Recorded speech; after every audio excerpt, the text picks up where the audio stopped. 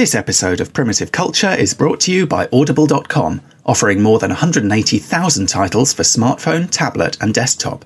To get a free audiobook of your choice and to help Trek FM at the same time, visit audibletrial.com/trekfm. And also by Enterprise in Space, an international program of the non-profit National Space Society. Find out how you can help science and education and become a virtual crew member aboard the NSS Enterprise Orbiter by visiting enterpriseinspace.org. And if you want to join the conversation and share your thoughts on this episode, join the Babel Conference, our listeners group on Facebook. Just type BABEL into the Facebook search field. We look forward to seeing you there. This is Tim Russ, Lieutenant Commander Tuvok on Star Trek Voyager, and you're listening to Trek FM. Open your mind to the past. All this may mean something. I've been coerced into watching tonight's movie. You do have books in the 24th century. It's a primitive culture. I'm just trying to blend in. Some people think the future means the end of history. We haven't run out of history quite yet.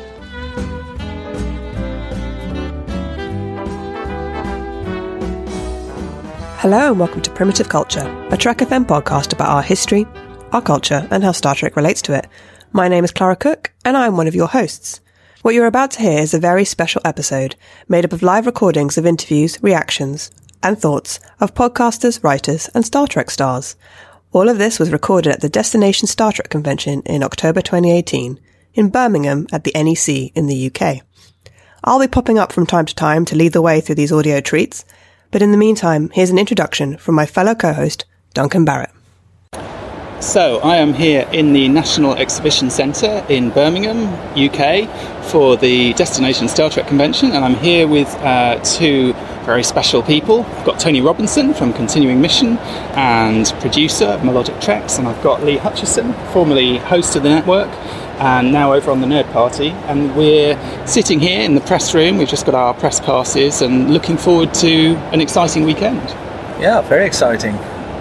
Who are you going to talk to, Duncan? Clara and I are going to be interviewing Nicole de Boer later today. Jeffrey Coombs. And I'll be chatting with Ira Steven Behr and David Saponi. Sapone? I suppose. You'll find out. You better learn that before. Yeah, that's right. So, Mr. Saponi, it's Japoni. Oh, all right. Maybe just stick with Dave. Get out. Yeah, sounds good. And what about you guys? What are you looking forward to most about the weekend? Having fun, meeting all the people. Hey, I was in the hotel this morning and Wilson Cruz was walking by, but I saw him as a dot in the distance, like a speck on the horizon. But immediately I went, I'm on Discovery, there's the Doctor. You didn't catch him brushing his teeth in the lobby then? He wasn't. Nice maybe moment. It was Mirror Doctor. Okay. Yeah. But he's instantly recognisable, not just because he's visually recognisable, but because he has that walking gait of his. He has a very kind of straight-laced kind of walk, and you'd identify him immediately. So it was a nice treat. What about you, Lee? I think it's great that pretty much nearly all of the Discovery cast is going to be here. I was just at the London Film Festival and Shazid Latif was there, so that was exciting. And obviously Chris Pine was there, but it feels like with a lot of these conventions in the UK that it's mostly like same old faces or things like that, so it's quite nice that pretty much the entire Discovery cast, including Jason Isaacs, gone but not forgotten, is here. So it kind of makes it feel like a bit of a big dog event, but for me it's going to be the What We've Left Behind documentary. I'm excited to see that in a cinema screen, to see that HD footage, and I think I mentioned it to you earlier, my favourite thing about the Next Generation Blu-rays wasn't seeing these amazing high quality video images, but it was like the documentaries, getting the cast back, hearing what they had to say with 25 years, 30 years, kind of looking back on it. So I'm excited to see this Deep Space Nine documentary, and I'm so excited. I think it'll be a great weekend to catch up with people and see where we go. The bit of that documentary I'm most excited about is the writers' room for season 8, getting all the writers back together and kind of plotting out where they would go, if they were going to bring this series back nowadays. And who knows, with CBS All Access, it's not entirely impossible. Well, if they're bringing Captain Picard back, why not bring... Why not? Bring the emissary out of the wormhole. Yeah. That's the main thing. I want to know what's happened to him. I've been waiting 20 years to find out. But then you get people that say, well, there's bloody well answer that question. You'll get people that say, well, there's the books. But I don't read the fiction books. No. They hold no appeal to me. They could say, Cisco comes back and lives happily ever after. It means nothing to me. But the universe still exists. These people still exist. Just because a series ended, they probably went on Deep Space Nine. They probably went, great, the cameras have gone, right, let's get down to business. Where's the key to the wormhole? Well, what I would love, if nothing else, in the Picard series is just like an offhand line from, one Bajoran to another saying, oh, well, it's like 5 years ago when the emissary returned from the wormhole. So just something that kind of lets you know that storyline kind of came to a close in one way or another. But then I'd be frustrated if it was just a throwaway line, like he came back. I'd rather they do it or not do it at all. What you want is somebody like Kira coming out of the sonic shower and looking around and going, you're writing slash fiction now, are you? It was all a dream. I think he's rewriting Dallas. There's always the Dallas. That's how you can ask Ira Steven Behr about this. This is how he wanted to end DS9, right? He wanted to say that the whole thing was Benny Russell's dream. And in my view, fortunately, he was overruled and told he wasn't allowed to do that. I think I'm kind of glad that he didn't do that. I mean, it's a bold move. Imagine the internet nowadays reacting to that. But I suppose we'll have this press conference soon with all the actors and talent there, so that could be a question. There you go. Yeah, absolutely. Well, we're looking forward to a great weekend ahead. We'll be back recording throughout the weekend, but Tony and Lee, thanks for joining us, and we look forward to having a great time. We'll see you guys later. The interviews you're about to hear are with Nicole de Boer, Jeffrey Coombs, Ira Steven Behr, Chase Masterson, and Nana Visitor. These interviews were conducted by myself, Duncan Barrett, Lee Hutchison, host of the Nerd Party, and Carlos Miranda, who writes for Trek News. So we're here with Nicole de Boer. It's fantastic to have you with us. I just wanted to ask, first of all, we haven't yet seen the DS9 documentary, though some of us are going to see it this evening. But I gather from some of the advanced material that because they talk about what might happen in a kind of hypothetical season 8, Ezri is in there as a captain. I know in some of the novels, Ezri been promoted to captain. She has this kind of off-screen future. Sorry, you saw that I was you saw promos that showed that I was a captain? Yeah, in a cartoon, an animated session. Is that wrong? Well, maybe we'll find out. Maybe it's a spoiler. But anyway, I'm just curious. You only got one season on Star Trek compared to, a lot of the guys who got 6 or 7 or more. Do you feel like you have any kind of unfinished business with Ezri, or is that kind of a door that's closed for you? I mean, I am ready to come on the new show as Ezri now. I think that makes sense. Plus, I'm from Toronto, and that's where they're shooting it. So, well, there you go. It makes perfect sense to me to see where she's at now. I would love to continue playing her at this point, because she wasn't ready to be joined, and it was a lot for her. And so now, all these years later, it would be really cool to see this character at this point. Yeah, so I would love that. And to be a captain. I don't have to be a captain. I just want to be on the damn show. It's cool to be a captain. It'd be cool to be a captain. It would be cool to be. If it's not captain, it's got to be up there. It's got to be up there. Yeah, something like that. And the captain dies. Vice Admiral. Yeah, then the captain dies. And then I'm captain. Yeah. For me, my question is sort of out with Star Trek, that obviously you did Deep Space Nine, then you worked with Michael Piller, who has a long association with Star Trek in Dead Zone, which is one of my favourite shows. Really? I thought it was criminally underrated. Thank you. Yeah. I want to know, what was it like working with Michael Piller, that he was someone that was so instrumental in making a Deep Space Nine? We've now kind of lost him. What was your experiences and memories of working with this television genius? Oh, really, it's amazing. When I did Star Trek, I didn't really see him. He was on the lot working on, I just never really met him much. I met him once briefly. And then when he did the Dead Zone, he asked me to audition because he liked my work as Ezri Dax on Deep Space Nine. And then getting to work with him, I actually spoke about it in the documentary, but it unfortunately didn't make it into the doc. There's just so much. They had so much material, and they could only, he was... It's like a father figure to everyone kind of thing, and such a smart man. He wrote so well for female characters, I felt like, too, like not making them too, like this has to be a female, but there was a warmth that Michael had, and yet in his writing, and yet in real life, he was a little more, strict. It was like I wanted to make my strict dad happy. It felt like that in a way. But he was, it's really sad that he's gone. And his son continues on, and I'm doing a show right now with him in Canada called Private Eyes. Sean Pillar has basically become a Canadian. He does Haven, he shot Nova Scotia, Private Eyes, and he finished doing the rest of the Dead Zone, took over the helm. He's an amazing producer in his own right. Perfect, thank you. So going back to a second to Deep Space Nine, so I was interested, kind of curious that, Jadzia was one of my favorite characters growing up. Jadzia was amazing, right? Yeah, great character. And then you all of a sudden you're like, oh, they're going to replace Dax, and you're like, well, and I remember when it was kind of pre-internet days, I was like, I don't know, maybe 15 years old when all of this happened, and you're like, okay, who's this character going to come in? And you came in and did such a very different character to Jadzia, but it was like you kind of fell in love with that character immediately, and you accepted her immediately. But what kind of instructions were you given, or direction were you given, kind of coming into it, because it was the last season, and I'm just kind of curious, what did they tell you how to play the act, to play this character? I have to say, even when I hear the word replace, it makes me feel weird. What I mean? Fair enough,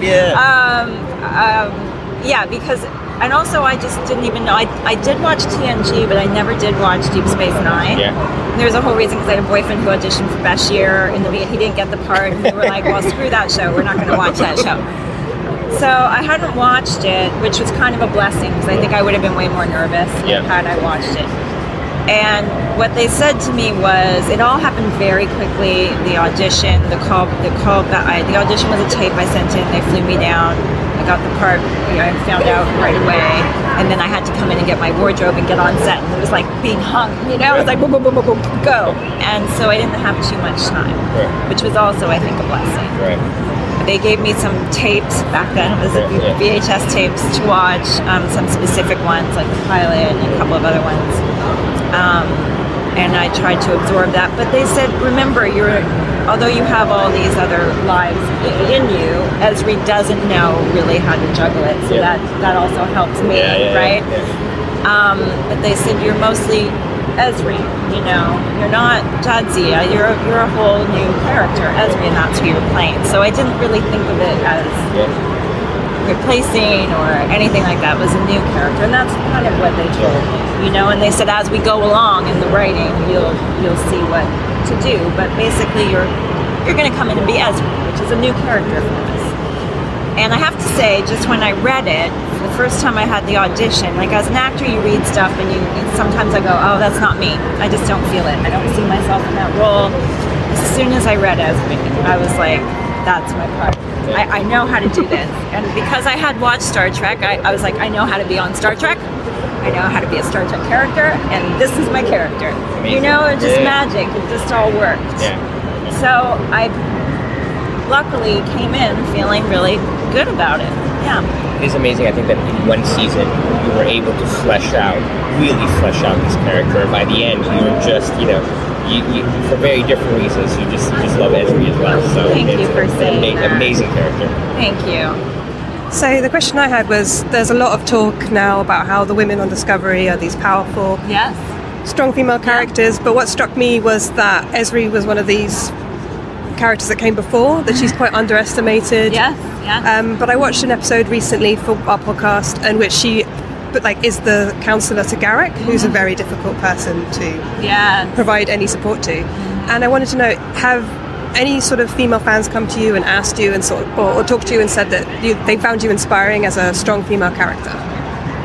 Oh, for sure. I mean, from the beginning, I that was so surprising and nice to have people write to me and say how inspirational I'd been, or gotten them through hard times, or going through an awkward time or a hard time in their life, and they really looked to Ezri it helped them find their own strength within them, and that was so touching and amazing to hear. And then I went, I guess it would. Yeah, I can see that. That's wonderful, And then even now, more recently, I'm starting to see another thing in recent years, which is trans people saying that and I'm like, of course, I never really thought about that before too, because of course she's been a man, she's been a woman, it's whatever, and then love is love, and then one time you're in this body, next time you're in this, but it's all, and I think that's really interesting too, you know, because here she is coming into this situation. They remember her as something else. Now she's a whole other person, and I was like, wow, yeah, that's a really cool thing to think about, you know. So, yes, I've heard that, and also going back and watching it recently, I forget how confident Esri really was in certain ways. You know, I keep thinking that she was all messed up, but she was confident too, and she grew into her own more and more. And that's why I think it would be really cool to see her now. You know. And you've got the example in Discovery of the counsellor who's become an admiral as well. So they've kind of, I guess with Troy, they got to that right towards the end of Next Gen. They started kind of promoting her and putting her in the uniform, so taking her more seriously as an officer. But now we've kind of established, you know, you can start as a counsellor and kind of go I jumped right up to lieutenant right away. That was pretty cool. And I always bugged Garrett Wang about that, because he was always an ensign, and I was like, I got promoted in like a couple episodes or whatever. It's like, oh, cool. But you know, it's funny that, I'm sorry, just really quickly, it's funny that you say that, because you do think of Esri originally as just kind of like, well, she didn't want to be joined, and obviously she's joined, and she's a little bit confused. But I think we were talking about this not that long ago. There's a scene in a later episode where you basically tell Worf that you think that that speech. I mean, I just rewatched that recently myself. That is not like, you know, it does take confidence to say to Worf. And obviously there was a whole, you were kind of married and all of that, But still, like, you know, there is a kind of a quiet strength in Esri. That is I think sometimes I'll overlook, but that speech in particular. Yeah, thank you for saying that. Yeah, thanks. Sorry, I was just curious. I think it's about 20. It's a great speech. The delivery. You delivered it, though. The delivery was amazing. We sold it. It's pretty much bang on 20 years, right? I think now since you started on DS9. I'm just curious, how have your feelings about Star Trek and about Esri changed in the course of that time when, you know, you've had so much going on in your own life and so on? Right. But yet you're coming back to these conventions and kind of re-engaging with that. Well, it's never left me, because I do the conventions, you know, and I'll at least do maybe 2 a year. So all these years, it's never left me, and it never will, and I never want it to leave me. I'm so proud of it, you know. But yeah, I've gone on to do other shows, but because of the conventions, it's always with me, and I'm always talking about Star Trek, and you know, I love the character more and more. And then as I'm going back and watching the episodes I haven't seen before, because I hadn't watched the show, and then, you know, appreciating, like, going, wow, I love Kira. That's my favorite character now, you know? And getting to know them better over the years. So it just grows and grows, my feeling for all of it. And now Discovery, too, and you've got these new actors coming on, and for whatever anybody says about it, I mean, these actors are so lovely, and they're in there loving being part of Star Trek, too, and they're working so hard. And I enjoy the show. I mean, I really enjoy it. But it's this big Star Trek family that's really special to be part of, and I'm just like super honored and happy to be part of it, you know. For most people, your first appearance of as Esri was when they got to know you, but for a chunk of sci-fi fans, it was Cube. Yes. It's like one of the best original kind of sci-fi movies. Had spin-offs. I think it was even a TV series eventually. But was it? Oh my gosh. Might have been. If not, I will. There were at least 3 of them. Yeah, there was 3 of the films. Yeah, there were several movies. What was it like working on Cube? You had like a great cast of people, even like David Hewlett, who would go on things like Stargate, for example. What was it like being on Cube and the experience? Did you expect it to become the cult film that it was? Well, I didn't know it would become such a hit. It was one of these small films that came out of the Canadian Film Centre, and they choose one person each year. They get a budget of $250,000 to make their little indie film. And Vincenzo Natali got it that year, and I just thought his writing, that script was amazing. And auditioned and got the part, and it was great. And then I was like, oh yeah, I'm with David, because I'd worked with David before. But it was grueling, because it was literally just that cube. That was the set, and you're squished in there with the camera and the boom guy. And a friend of mine passed away right before we started shooting, so I remember it being pretty tough, you know, but that was okay. I used it, you know. I was like, okay, you got to use all this, because that's what they're going through. They don't know what the hell they're doing in this cube. It's crazy. So it was a little tough, and we only did it in like 16 days, shot the whole thing. So that hats off to them. They made it look fantastic, and then on top of it, we got some free from Core CGI was donated their services, which made it look so much better than $250,000.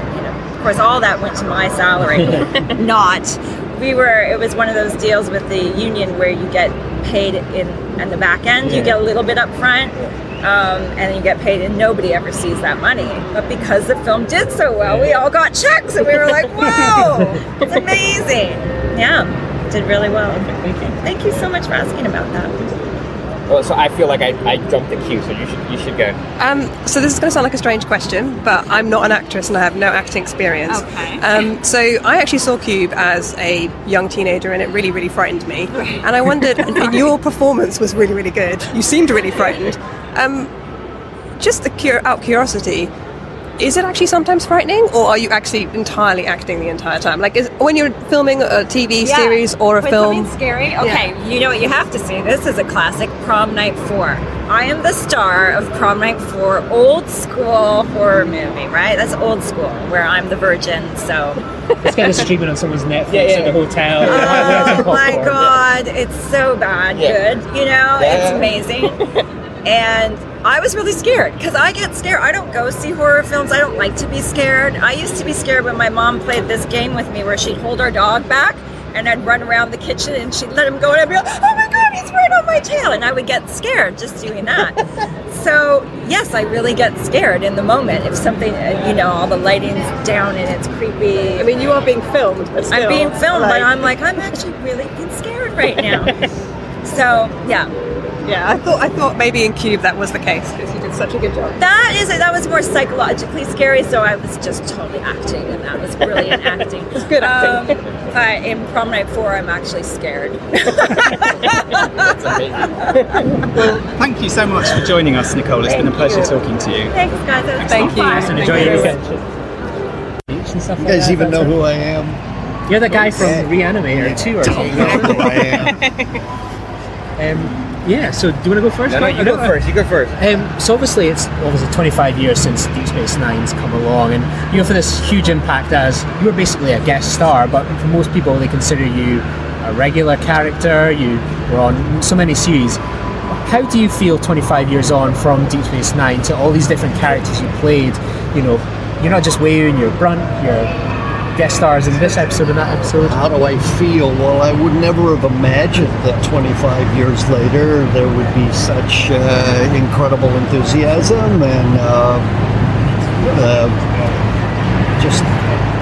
look at this place. It's packed with people that Star Trek means so much to. It always humbles me.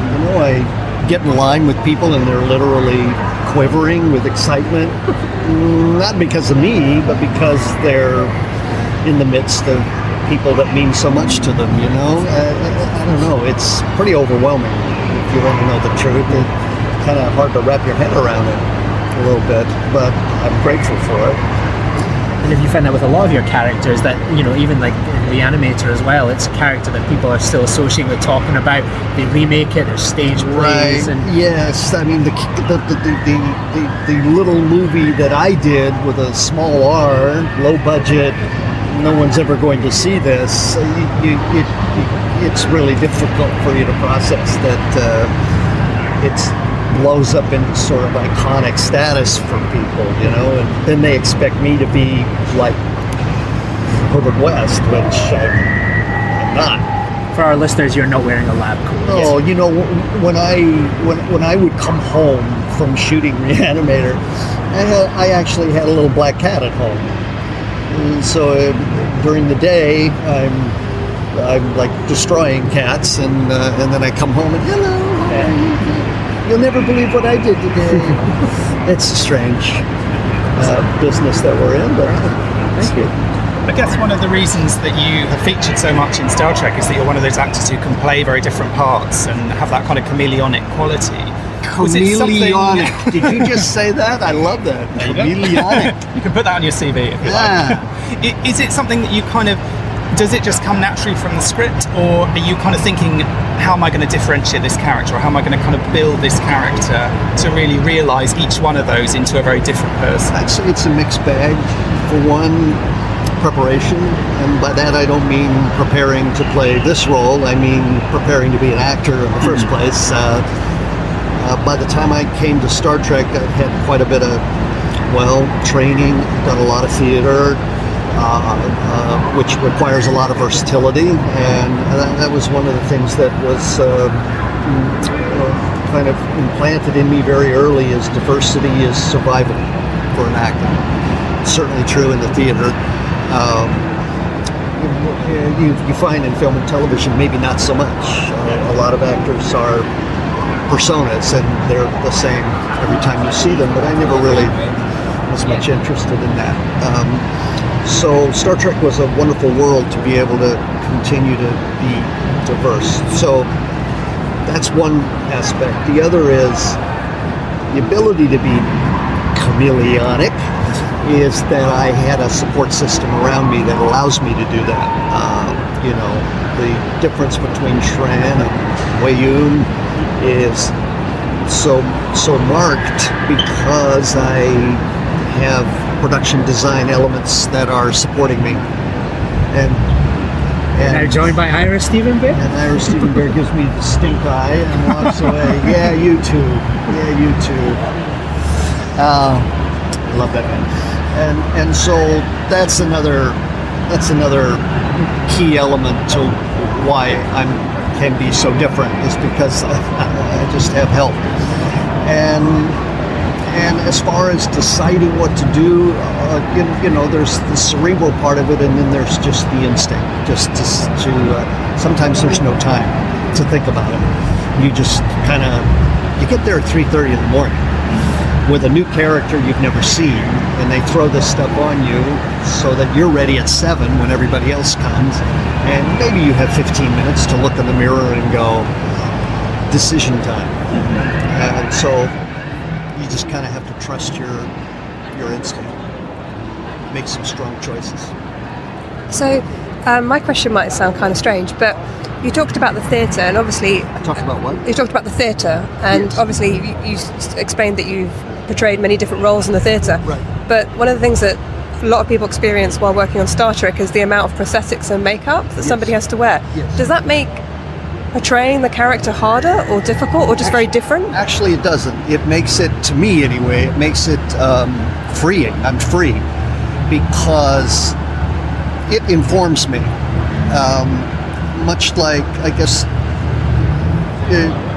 a layman's way of looking at it is, if you wear cowboy boots and if you wear tennis shoes, you carry yourself differently. A different aspect of you comes to the fore. You put on a Halloween costume, you embody that almost instinctually, like a kid putting on a towel and has a stick for a sword, and they feel complete, right? They commit to it. So it's much the same like that. I also, in my training, I went through a course called mask work. I had a wonderful movement teacher, and he had all these various masks. Some of them were quite character, and some of them were very neutral. And so putting on a mask as a Star Trek character to me was like, well, yeah, this is a continuation of what he sort of taught me. I felt very comfortable with it. Some actors can't handle it. They're get claustrophobic. They feel like they've lost themselves. They don't know how to emote through it. They feel like it's completely covered them. And I've never really felt that way. I look in the mirror and say, oh, okay, I think I'm going this way with this one. That's the way it makes me feel anyway. So. Thank you very much. Thanks. Just to follow up from that, and then really quickly, so you played so many different characters on almost every incarnation of Star Trek, except the first. 100%. They put on the makeup on you. how much direction did they give you from? How much would like Ira Behr say, okay, well this character's going to be different, or did they just say, oh, this is Jeffrey, we know what he's doing, just do it? Yeah, you'd be surprised how little they give you. Yeah. And in a way, that's that's a nod of confidence that I'll do it. Yeah. But in another way, I'm sort of like, well, okay, I better be an Endorian. How about a little help? Yeah. But there is the script. The script informs you of certain things. Right. Being Shran, I saw sort of a military kind of quality, which Wayun doesn't have at all. Okay. So there are touchstones that can help you. But for the most part, no, there's nobody. When I first played Shran, I thought honestly that the director didn't like what I was doing at all. No notes, no feedback. I just thought, oh boy, I must blow chunks here because this is. I'm not getting any. And the fact of the matter is, they were just busy with other things and got problems solved, so I don't have to even go there. Yeah. But I don't know that. Right. Sometimes actors need a little reassurance. Right. I don't need my ego boosted. I just need to hear, you're on, you're good. You're in the zone. Stay there. And that's all we really need sometimes. But that doesn't mean you get it. Yeah. So. Well, thank you very much for joining us. We really appreciate it, and enjoy your weekend and all the. Appreciate this round table. This is the way to do it. Can we take a picture with you? Sure, of course. I'll be interested to hear what you have to say after it's over. Cool. We'll just go around. Do you want to start? Yeah. So obviously, I grew up obsessed with Deep Space Nine. It was the first show. I was 12 when it aired, and it was the first show, the first Star Trek show. I was already obsessed with Star Trek, but it was the first show that I kind of got to watch from the beginning. Right? What's it? I'd love to hear a little bit more about kind of the genesis of the documentary. Like, why revisit it? Was it just the anniversary? Like, talk to us a little bit about how that all came about and that kind of that original enthusiasm. Well, it all came about because in 2012 I had an opportunity to see Avery Brooks at a convention in Las Vegas, and for the past 13 years I had not been to a convention, but I had definitely been thinking about, if not obsessing about, Avery Brooks. And he was the most fascinating man on a lot of levels that I ever worked with. And I just got fascinated by the idea of what would happen if I met Avery again. And because I had no idea. He could have blown me off. He could have, embraced me. I didn't know what Avery was, you just don't know. So I went to the convention to see Avery, and he hugged me for about 5 solid minutes. Now think about that, 5 minutes. It got so uncomfortable after a while. Like, people were looking like, okay, this is getting ridiculous. This has to end. And it was fantastic. It was great. He was in a great mood, and it was a tremendous reunion. So I was in a good place, and I was standing in the convention hall maybe the next day, and Dave Zappone came up behind me, and Dave had interviewed me, or Bill had interviewed me for a bunch of docs. The captain's close-up, Get a Life, Chaos on the Bridge. So I knew these guys, and that's how I got friendly with Bill. So Zappone comes up behind me and goes, hey, let me ask you a question. We're thinking about doing a Deep Space Nine doc, and Bill's not going to do another Star Trek doc, he's done 3 in a row or whatever it was, and he's just not going to do another one. So how would you like to be Bill Shatner and interview all the actors? No, I had never thought about doing a documentary in my life, nor did I know what it entailed, really. But I was in such a good mood and on such a high from seeing Avery and just being back amongst the fans and everything. I said yes right there without thinking. And that was 2012. And now we're in 2018, and you're waiting to see the film tonight. So you got to be careful what you say yes to. For me, like, it's only come out in the UK this year, but this isn't the only film that you've been involved with this year. Lucky with Harry Dean Stanton came out in the UK this year, and it was one of my favourite film of the year. I felt real emotional watching it. It reminded me of my grandfather and so many things. What was it like to work on that film, and what was your reflection on Harry Dean Stanton as an actor? Well, number one, I cannot tell you how much that movie meant to me, and how much I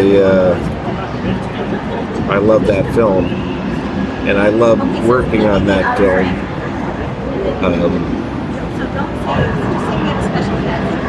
It was pretty magical.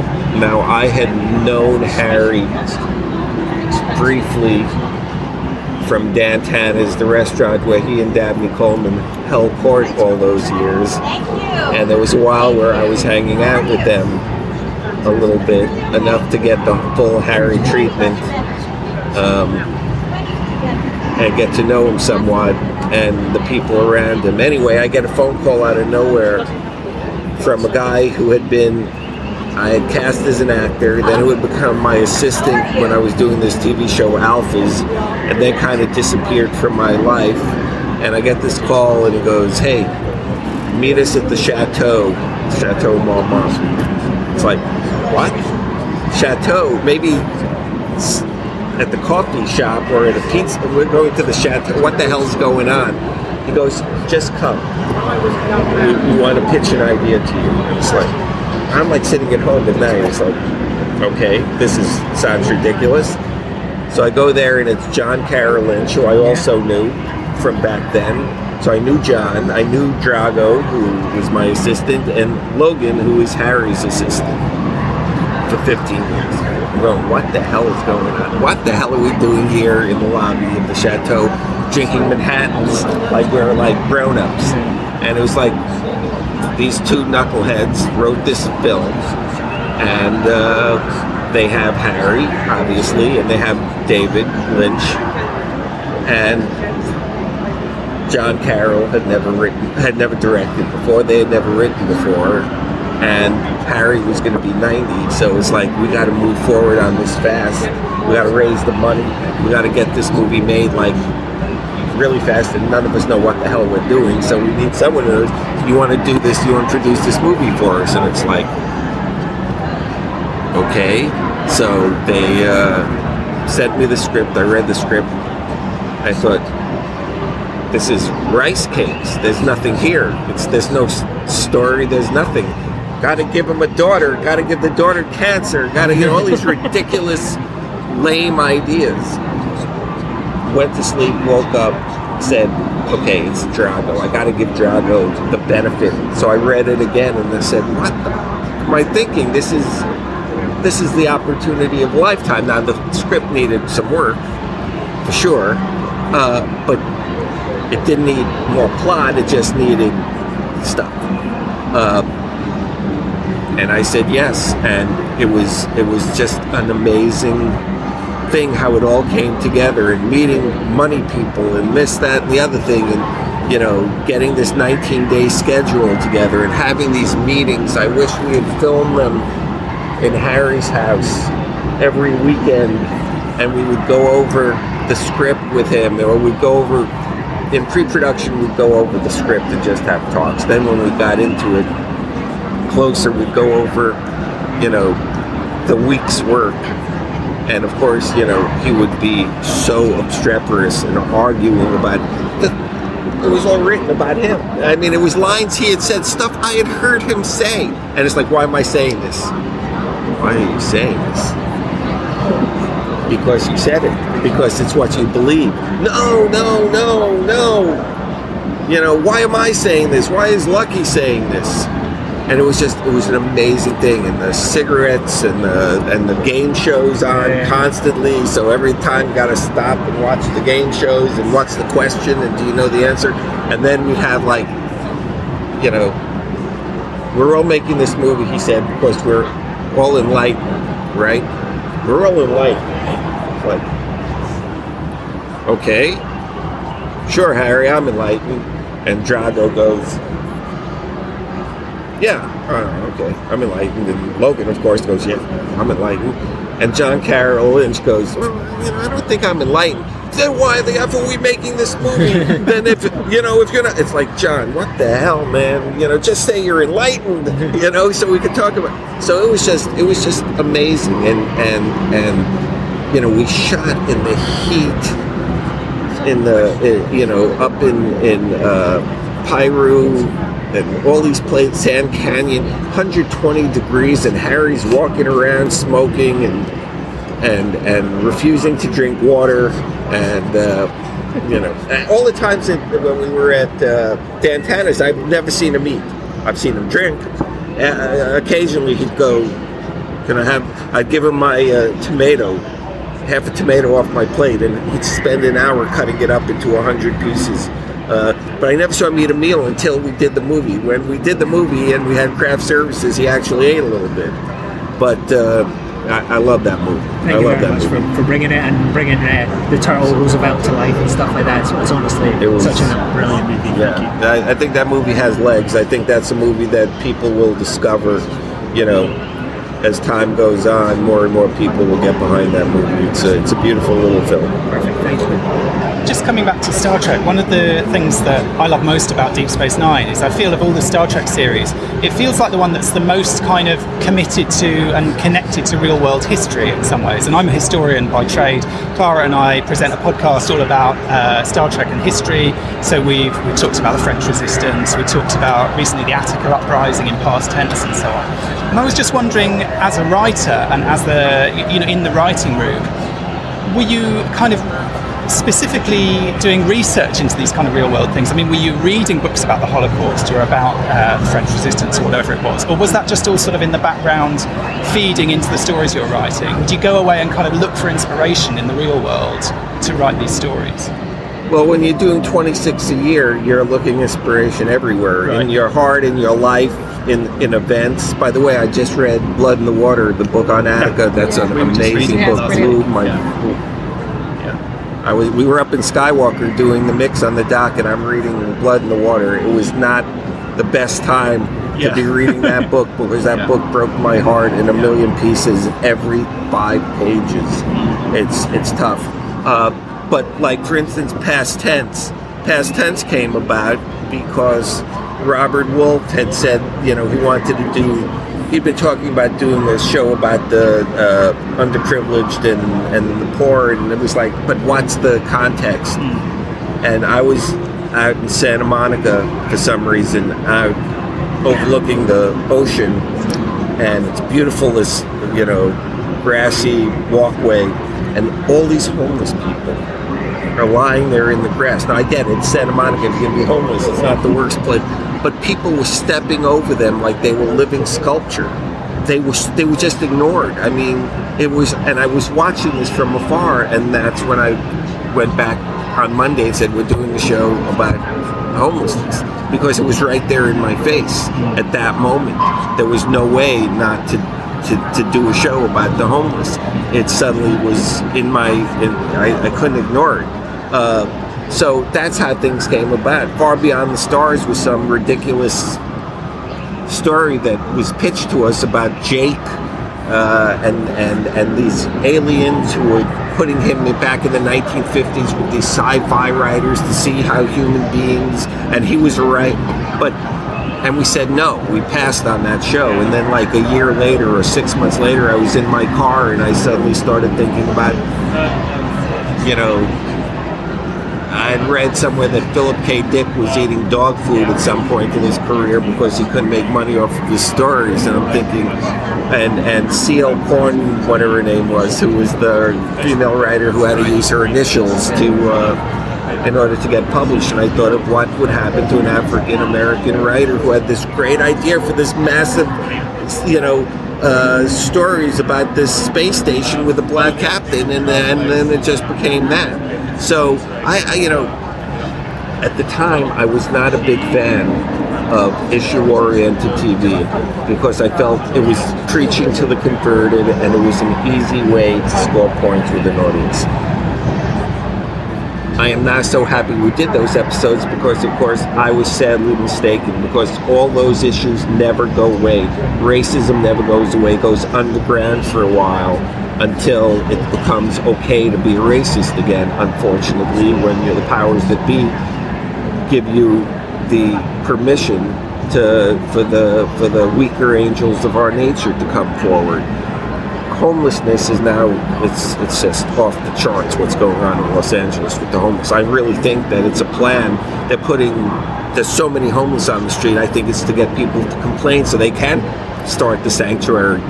I mean, there's something that, you know, and in terms of the historical record, it is so broken in America that no one knows jack shit about anything about history from 10 years ago. Forget Vietnam or anything like that.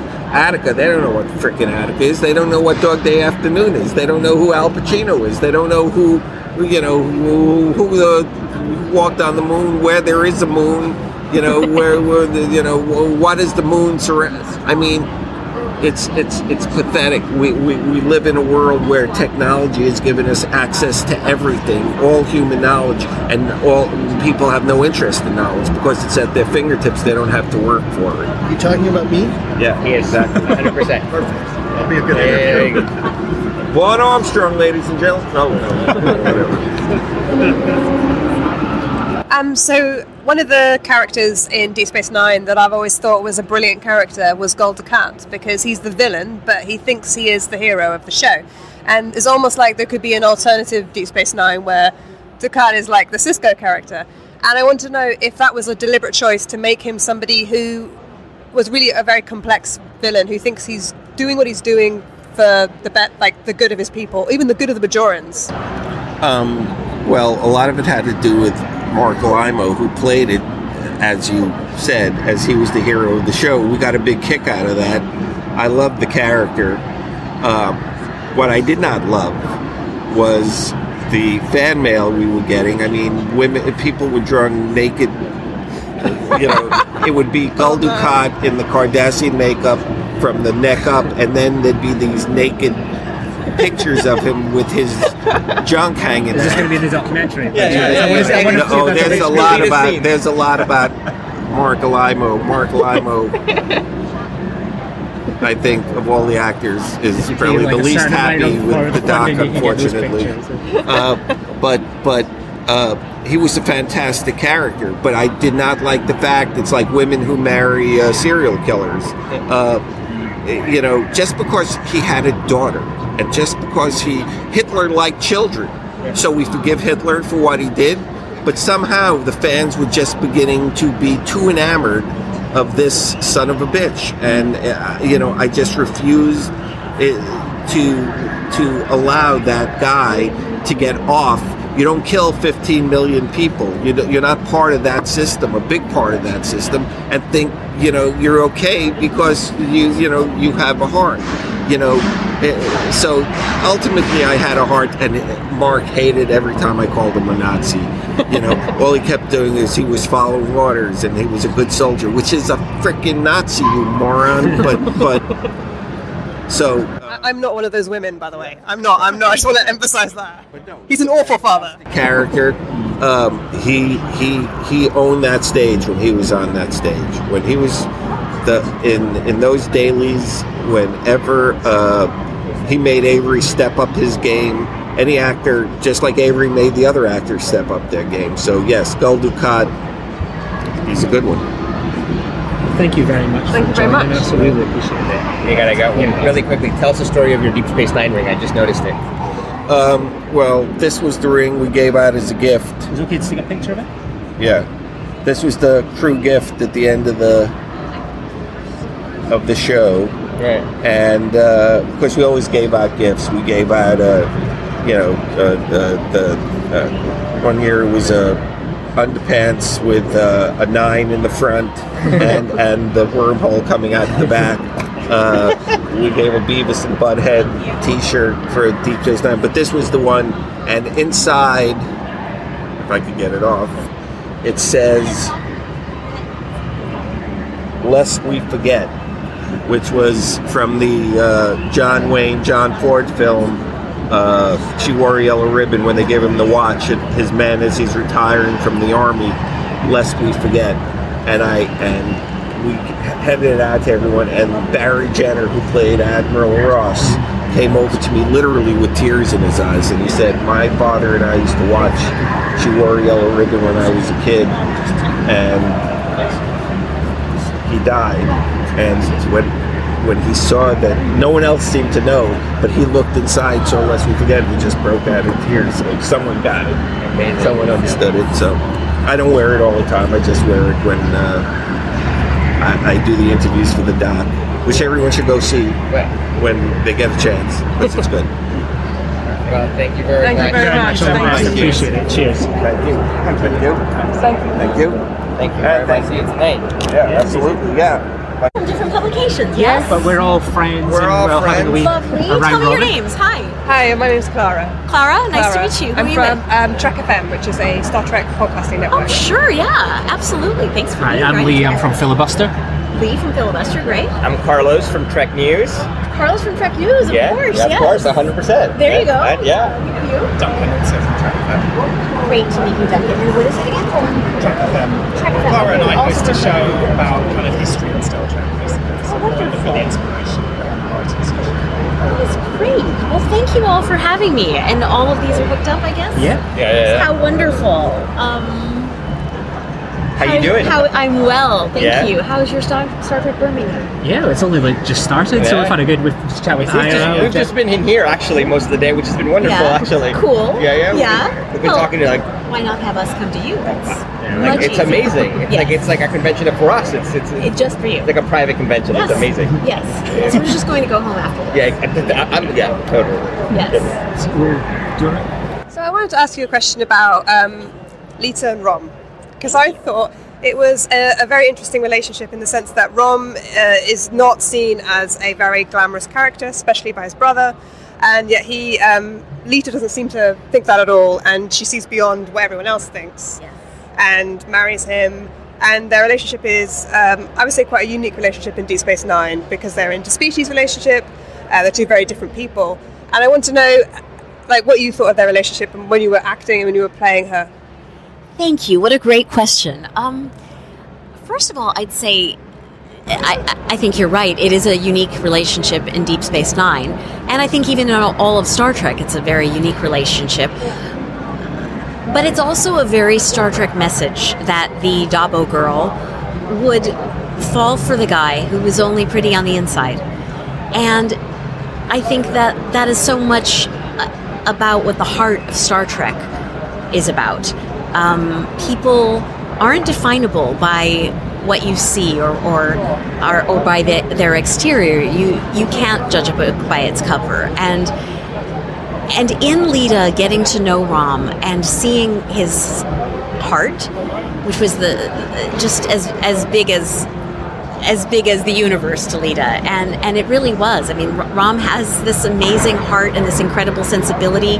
He has a loyal spirit, and he was seen as the kid runt brother, the awkward, clumsy one, but he was extremely strong and smart and fun and funny and creative and clever, and Lita fell in love with all that. And so it's interesting, while it is a very Star Trek message, but it was unique to Deep Space Nine and kind of unique in that way. You don't have a lot of other interspecies relationships with those dynamics.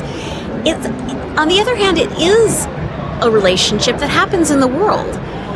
And that's so refreshing. I have to say, people ask sometimes, what was your favorite moment on Star Trek? And whenever someone asks that, I always say a moment from real life, when someone has come up to me in real life and told me what the show meant. Those moments really surpass anything that we did, in my opinion, anything that we did on screen or in the makeup trailer or on set.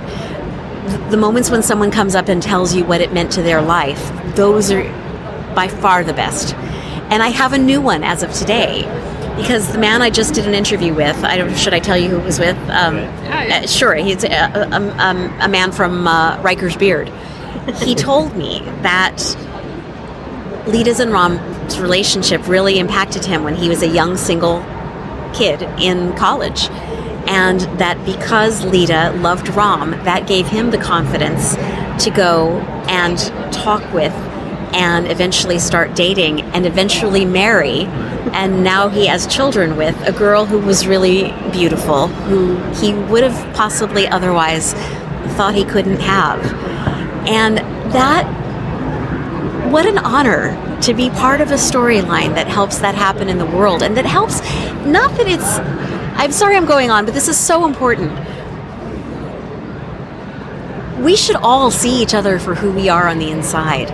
And Roddenberry's ideals of infinite diversity and infinite combination are exactly that. It's so that we can see each other partly for who we are on the outside, because diversity is beautiful, but also primarily for who we are on the inside, and know that we all want the same things. We all have the same dreams and hopes and desires. We all just want to be loved, and we all want to contribute and be loved and respected and cherished and seen for who we are.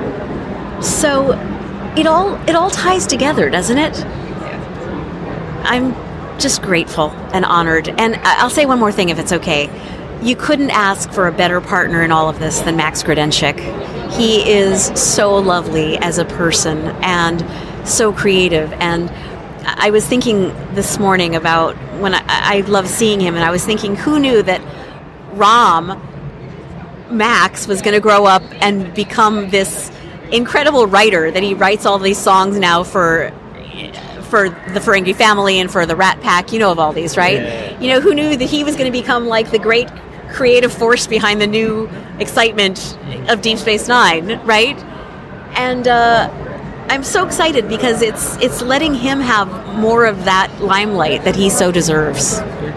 For me, I'm curious as well that outside of Star Trek, you have your anti-bullying campaign and charity. I'm curious about when you see, especially sort of science fiction fandom, we see backlash to things like Doctor Who, oh no, it's a woman. We see it in Star Trek, oh no, there's a gay couple. All these sorts of things. What should fans kind of learn from campaigns like yours? And does it frustrate you when you see that kind of happening in franchises that are dear to your heart? What can we do to be better? Yes, it frustrates me. It also shocks me when there was so much backlash. And you can, anybody who doesn't agree with this can just turn it off right now. But I'm going to say what I mean. That when there was backlash about a woman being the Doctor, I just thought, what? What show have you been watching?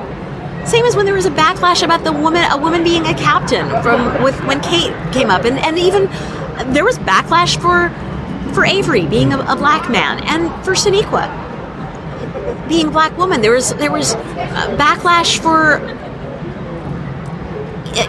Star Wars, and you just go, what? Have you not even watched? What is wrong with you that you can't see beyond color, and that you also can't appreciate color, and just know that we're being inclusive, and that's it. It just, if they were fans of some other show, fine. But it just confuses me, and it makes me think, what do you watch our shows for? Is it just for the space battles? Is it not for the messages and meanings? Because I can't even imagine that we're watching the same show if you don't love this diversity. Yeah, absolutely. I can't get that process either. Right? But no, I think what your campaign is doing is really good and stuff like that. It's great to see. Thank you. Well, just like who knew that Rom would grow up and become this great force of creativity, who knew that Lita would grow up to be this social justice maven, and trying to save the world with all her heart. But it's worth it. And I think Star Trek's generated a lot of social justice warriors, as it were, over the decades, and fans. I think it's inspired a lot of people to go down ways of accepting diversity. I think for myself, watching as a young kid, you just automatically accept it. It's the bridge, that's real life. Sometimes real life clashes with what we see in Star Trek. Well, it's because Star Trek is at its heart, is and always has been, about hope for a better world. It's always been about making the world the kind of world where we can all live long and prosper. And that comes at a price.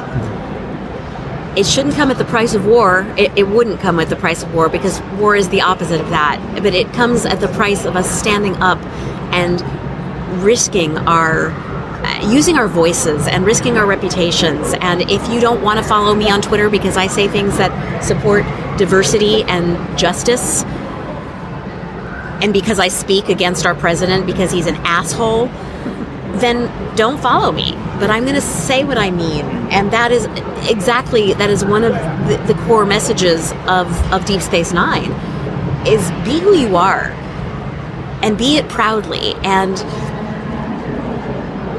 when the chips are down, risk is our business. As human beings, we need to stand up for what's right. Absolutely. Solidarity. I'm curious, just on the bullying front. I mean, we've also heard, Lee was talking about bullying within the fandom. We've also heard about bullying within the entertainment industry, and the way that kind of these workplaces can be quite difficult environments. Was that something that you'd ever experienced in your own work that kind of inspired you towards that, or was it more to do with bullying in schools and so on? What was your kind of route into that campaign? Thank you. That's a good question. I have been bullied. Everyone in this profession has.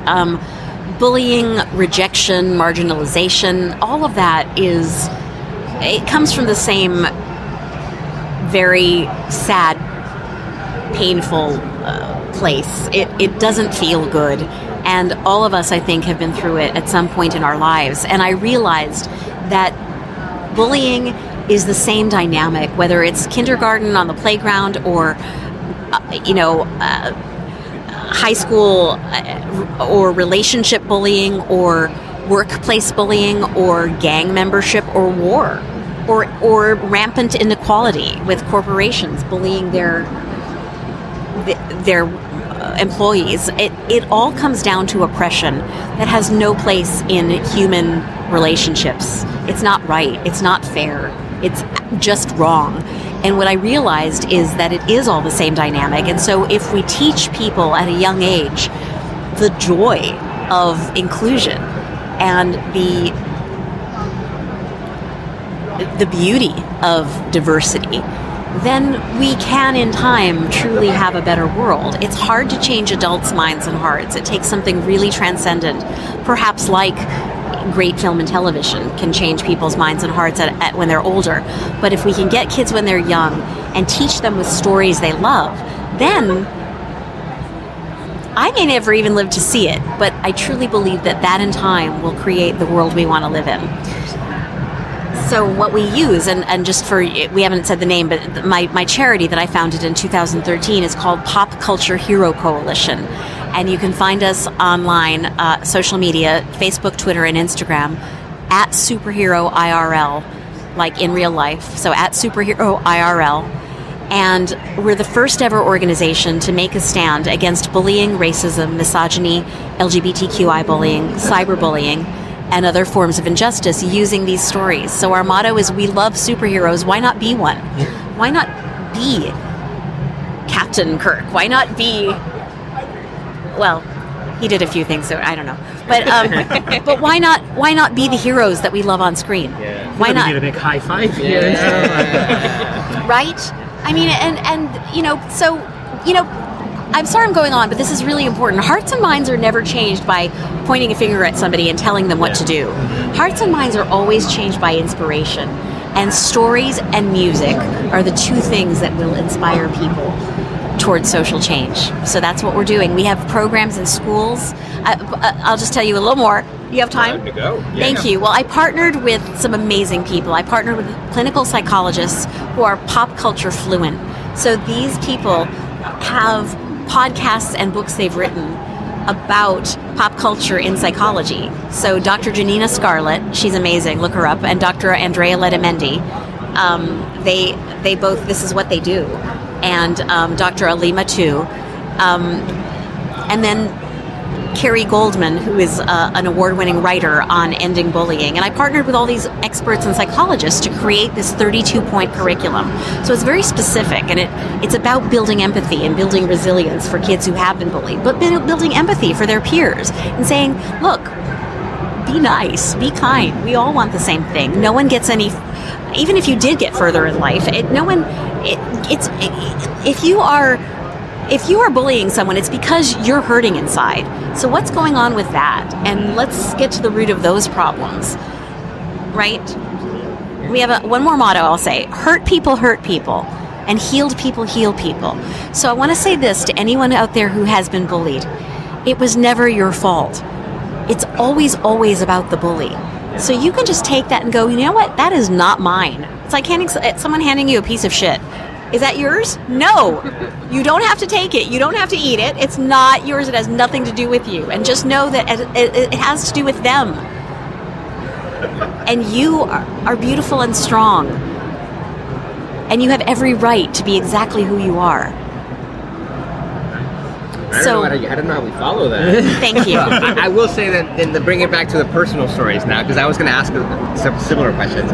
But there is a little bit of, so when my wife and I got together in 2004, my wife is not a Trekkie. She knows more than the average Bear just because of, she's like, she used to live with it, exactly, by osmosis, right? And when we started dating, we were living here in London in 2004, and you and Max were doing this tiny little sci-fi convention. It wasn't even like a Star Trek convention. And I was like, let's come with me. It's kind of like a Star Trek convention. Come with me. And she totally came with me.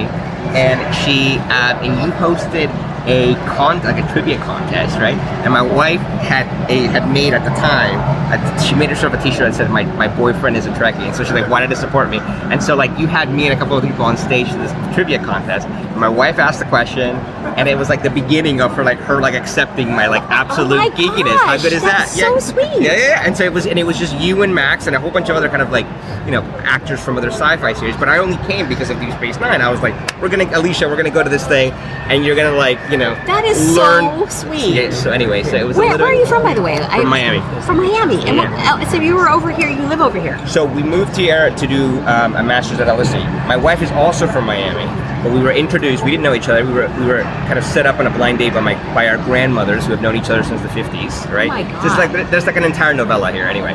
But we were introduced, we hit it off right away, and very early on in our relationship, I was like, look, I am a massive sci-fi geek. I'm just warning you. You gotta accept it. And there's this convention coming up. You need to come with me in England, in London, right? That's so funny. And it was 2004. And it was just you and Max. And the only reason I went was because Deep Space Nine is my favorite show. No, there were other people, but there weren't. Right. There wasn't the airport? Anybody. I don't even remember. I honestly remember. do remember. I totally remember. It was this tiny thing. It was just you and Max. Yes. And so I went because it was Deep Space Nine. And my wife was like, all right, if you're into this weird ass shit, fine, I am all into. And she made herself a shirt and went out, and it was so funny. So when she thinks of the beginning of our relationship, that was a very important defining moment of our relationship. And she was like, this is really weird, but all right, whatever, girl. You go. So yeah, she's gonna get a kick the fact that I was able to tell you the story. That's fantastic. Yeah. Tell her I said good job. Yeah, exactly, 100%. Yeah, that is love. Yeah, but now she loves the show, right? Now she gets it. Right? Right? Actually, it's so funny. She would not necessarily say that. But she's watched Discovery and legitimately wanting to wait for the next episode. And Deep Space Nine. I mean, I watch Deep Space Nine all the time, and she likes it. She's into it. Right. She'll be on her phone while I'm watching it, but she's there. She's supportive. Right on. Yeah. Okay. So, okay. Yeah, exactly. Anyway, so I couldn't really follow the questions because they were all so good. So I figured I might as well just tell you the story. I am glad you did. There you go. Thank you very much. Yes, I've gone out on those limbs for but then you find you're just as big a fan as because at one point I learned baseball, football, soccer, basketball, tennis. I was just I learned all these sports for someone, and then I was like, wait, when are we going? When are we going back? Anyway, sorry. No, that's true. All right. Thank you very much. Well, thank you for joining us, Chase. It's been a real pleasure. Thank you for letting me go on. You guys check out popculturehero.org, and we have T-shirts that are for sale that support our programs in schools. Just to let you know, I've been volunteer since 2013 for all of this. I've never made a dime on this work, but it is my passion. Come with us and create a better world with us. So we'd love your support. Perfect. We'll put the links in the show notes. We'll put the links on all the websites and that stuff. Yeah, That's definitely. really awesome. Thank you so much. I appreciate that. Can we take a picture? Oh, I didn't tell you. There's one other thing I was going to tell you that I didn't, but I'm going to tell you right now. Here. I Really? can record this if you want. Sure. Yeah. So you heard it here first. I have been asked by Dean Devlin's company. Do you know Dean Devlin? Yeah, Superman. Stargate. No, yeah. Stargate. right. Dean Cade. Yeah. So Stargate, leverage, the librarians, Independence Day, everything. So Dean's an old friend, and I've been asked by his company to host a Discovery podcast. Yes. Do you love Discovery? Yeah. Yes, I love Discovery, and I love the cast, and I'm super excited about this. And this is actually the first time I've told anybody on tape or anything. So you heard it here first. So wait, you're a rival now then? Say it again? You're a podcast rival now. No, we're partners, baby. We're partners. We're partners. So I hope you join us, and maybe we'll have like podcast partner of the week or something, and we'll point to you. And when it comes out, we will promote it. We will definitely. I would love that. Thank you so much. Yes. All right. We'll write about it on the blog for sure. Fantastic. Yeah. All right. Super fun talking to you guys. Ask you a little bit about Kira and portraying Kira all these years that you've been involved with Deep Space Nine and Star Trek. And one of the things that really interested me about Kira was that she starts out very angry and then with a very black and white view of the world, and at the end of it she's a completely different person. You know, she's the same person, but she's changed a lot because she's gone through this experience of learning to understand another point of view. And I was wondering, how was that like to portray?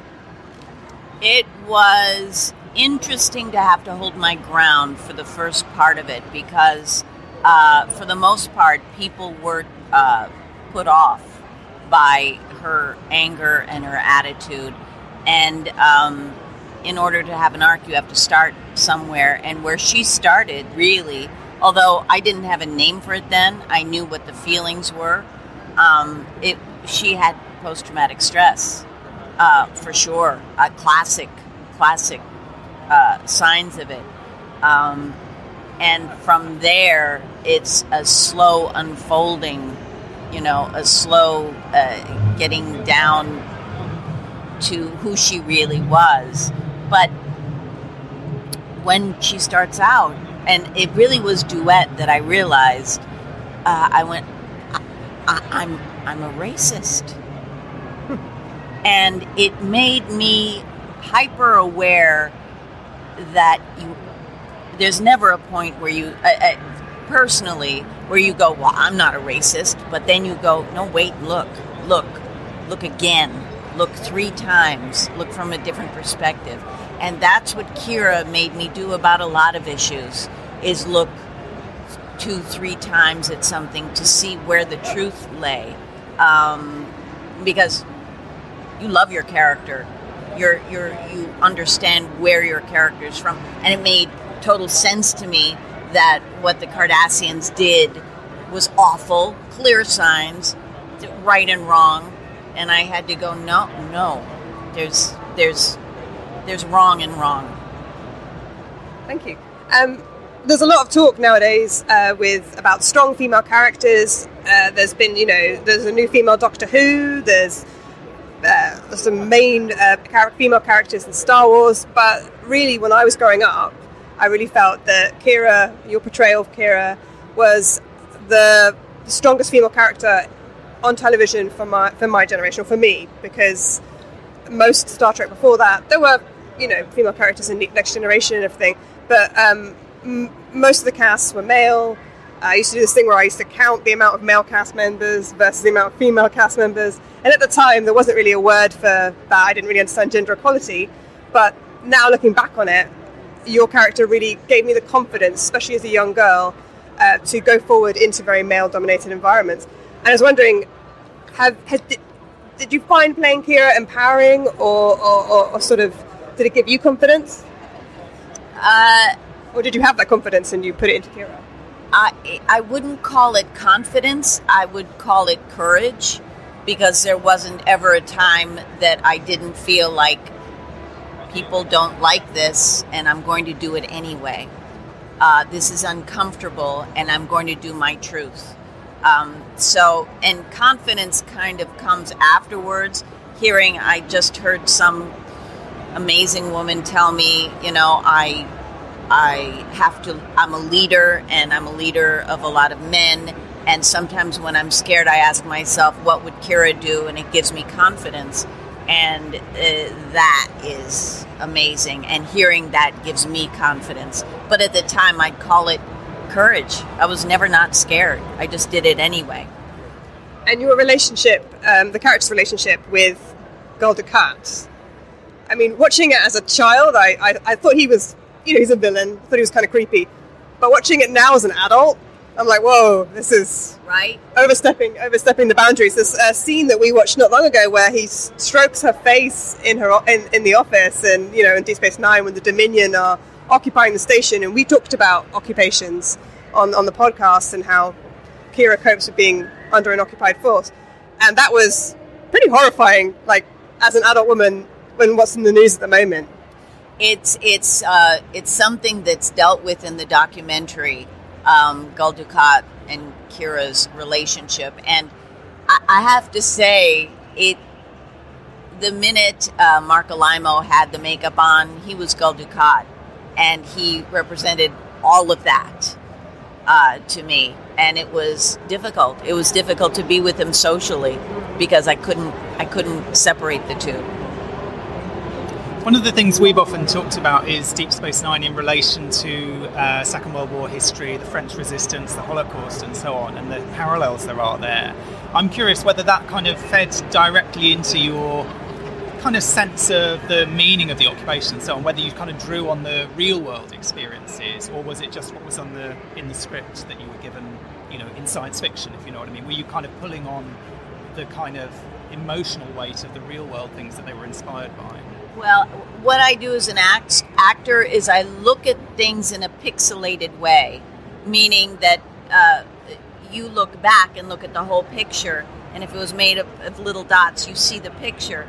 I go so far in, there's not that picture of history and this has happened before, this is now and happening to me, and about extremely personal issues. So it becomes those dots for me.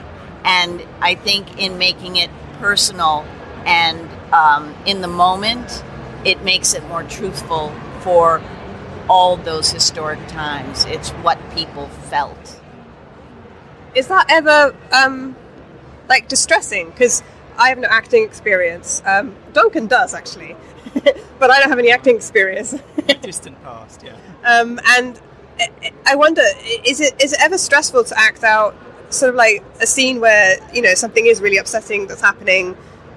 Does it ever have an impact afterwards? I wonder how actors go home at the end of the day. Do you just kind of compartmentalize it? As an older actor now, I've learned how to. You can't compartmentalize it because then it stays in your body, but you have to let it go, and you have to have some kind of, or I have to have some kind of ritual for doing that. But you're right, it absolutely affects you. Look, you have a sympathetic and a parasympathetic nervous system, and whatever your brain is telling your body is happening, your body believes it's happening. And that's the way I act. So my body is in a hyper state. My blood pressure goes up. I'm fearful. So it's very difficult, and it can be very damaging. So it's really a delicate thing to come in and out. If you act like that, it's a delicate thing to come out of those, and it's really important to. I'm afraid I didn't have the time to recover sometimes when we were shooting the show, because I was Kira many more hours than I was Nana back in those days, to the point where I'd go home and dream and have Kira dreams as opposed to my own dreams. So I got terribly worn down from that. And you were also, for part of the show, a working mother as well, weren't you? So you have to balance being a mom as well as working, which is something that a lot of women have to deal with as well. Which there was no balance. There was absolutely no balance. I constantly felt I was supposed to be somewhere else, doing something else. And I told myself, well, the only one who's going to really pay for this is me. And I won't sleep, and I won't, and of course, that doesn't work. So it took me a long time to recover from those years. Do you have any questions? That must be very difficult. I mean, I was thinking when my son was born, my partner basically took a year off work, altogether. And I know, for a lot of workplaces in the States, the amount of maternity leave you get and so on is much less than it is here in the UK or in Europe. But I mean, you must feel like you've got these two sides of your life that are fighting each other in some way when you're in that situation, you know, and you're trying to juggle everything at once. Does it make you quite frustrated or angry, or? You know, it made me scared and nervous. We're talking about 20, let's see, when I was pregnant to Django, he's 22 now. So I was in an era where they could fire you for getting pregnant. And I was really nervous that I was going to lose a job that I loved and my livelihood. And I wasn't angry or frustrated. Today I might be if some of the things were required of me. But Django was 10 days old when I brought him to the set and went back to work. And I was in labor on the set. So I had a really long labor, but you know, it was just, I didn't want to inconvenience anybody. I didn't want anyone to notice or have to do anything differently. I didn't even want them to bring me a chair to sit in. I just wanted to be able to keep my job, have my baby, and keep going. So I'm really glad things are changing for women. And how does it feel to be here? Is this kind of a strange experience? You know, you come here and there's all these people who like know you, you know, they've seen you on screen, they've watched you growing up, but you don't really know any of them because they're all strangers to you. I mean, I always think that must be a strange experience.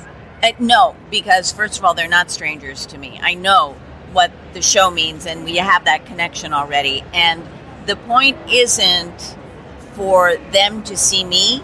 The point is they've seen me all these years. My character means something to them in intricate bits of their life that it's woven itself in there. And now it's about me recognizing them, looking into their eyes and going, now I see you. Now there's some kind of completion here. And that's what people want. So I never feel like, oh my God, all these people are here to see me. No, I'm here to see all of them. Oh, that's a lovely way of putting it. Thank you. I think it's true. Yeah, thank you. Yeah. We've talked a little bit recently on our podcast about how when we go back to Deep Space Nine today, sometimes it seems more relevant to the times that we're living in now than it did back in the 1990s. You know, it seems like a very prophetic show. It was ahead of its time, both in terms of like the serialization, in terms of the kind of creative choices that were being made, but also in terms of the kind of world that it was presenting.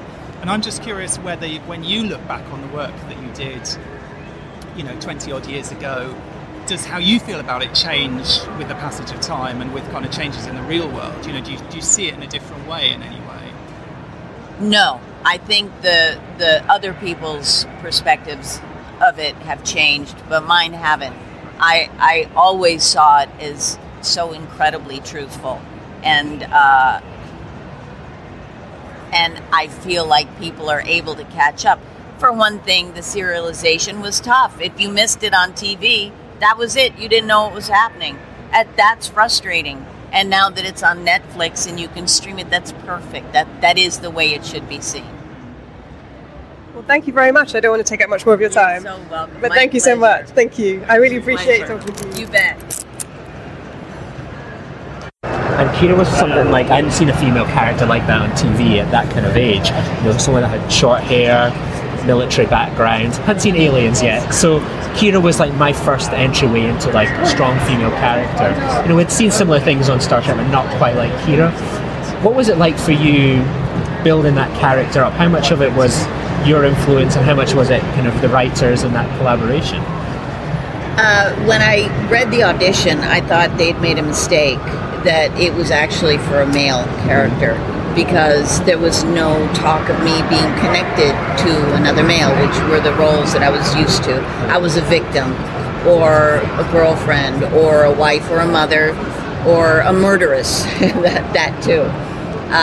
But not this well-rounded, professional person with a past. So I had a very specific, once I realized they correctly sent the audition to me, I decided very fast who she was and where she was, and it felt very close to my heart. And I walked in and I was that person from the moment I walked into the audition. So from that audition, we kind of melded the words and who Kira was going to be melded, because they chose my way. They could have chosen someone else's way with the words. So it was a marriage from then on. I mean, I just gotta say that since I started watching this when I was 12, and Kira was from the beginning, I think, a character that really. I was raised by a very strong. My grandmother was a very large kind of figure in my household, so I was always kind of very attracted to these like very strong female characters. And Kira is my number one Star Trek character, and it always has been. In fact, we have a dog, which I said to the guys I was going to show you, named Kira, and she is a bitch. No, she's the best. That's her. Oh, and she's this gorgeous Frenchie, and she's named Kira. I love it. And I tell my kids, I mean, kids are a little bit mixed. I have 6-year-old twins, and I always say to them, when you're older, we'll watch Deep Space Nine, and you'll understand why Kira is named Kira and why it's my favorite character. But aside from that, looking back on the legacy of the show, looking back on the legacy of your character in particular, what's the one thing that, or at least one of the things that you're most proud of, that you said, you know, that was a good day's work, that's amazing, and I am proud that 25 years later, this one thing resonates still with people? There's a lot, but there's one seemingly silly thing that it immediately pops into my head when you say that, and it's Kira eating porridge. Because again, at the time, women picked at food. Women weren't supposed to be hungry.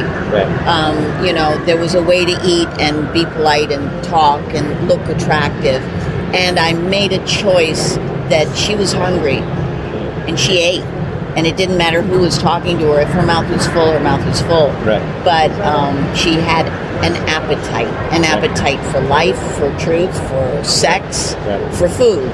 Right. And I made that choice very consciously. Right. And so that's what pops into my head. So you're eating porridge. Eating porridge and enjoying it. Right. Just be on a t-shirt. Wait. So I was wondering if I could ask you a little bit about Odo and Kira's relationship, because some people love it, some people don't. I always thought it was kind of nice that they became friends and then eventually became lovers, and I thought that was quite realistic. And I was wondering, were you actually supportive of that right at the beginning, or did you feel like it was a strange detour that you didn't see coming? I wasn't a fan of it. Mostly because at the time, again, it was really the typical thing. You know, it was like the sitcom thing, friends, and there's a tension, and what is it? Oh, they're sexually attracted to each other. And I really would have loved for a woman to be able to be friends with a man and have it just be a deep love that didn't have to do with sex. Also, I would have loved to have had a relationship with an alien that wasn't so humanistic. I always had a problem with my leading men on the show, really, because I always thought, you know, it was the Times idea of a good-looking guy, or it was a main character. And it would have been so nice if it was someone, you know, just off the lizard guy off the promenade. It's like, no, that's who I happen to want. Morn. Yeah, Morn. Right, exactly. Yeah. Because there is a moment in the show when Jadzia is reconnecting with one of her previous partners, who's now in a body of a woman, and both of us were watching that episode, and we noticed that Kira really doesn't see gender in the same way as other people. She was sort of questioning it, sort of saying, like, what's wrong with them being together? And so we sort of thought perhaps maybe Kira was just much more open-minded than a lot of other characters in terms of relationships. And yet the men, the males that she chose were these, you know, big-chested guys. It made sense because they were emotional connections for her. But I would have preferred it if it had been someone a little more surprising.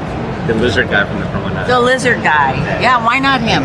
I've heard quite a few fans say that because of what we saw in the Mirror universe, that actually they assumed that Kira in the Prime universe was bisexual, and we just never saw her with a woman. So I guess that would again play into these kind of different possibilities. But I was wondering what...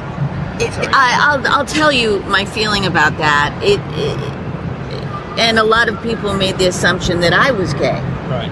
As if in the spectrum, you know, first of all, I need to be labeled or claimed, and that in the spectrum of being female, if you have any kind of aggression or passion or or short hair, you're one of those.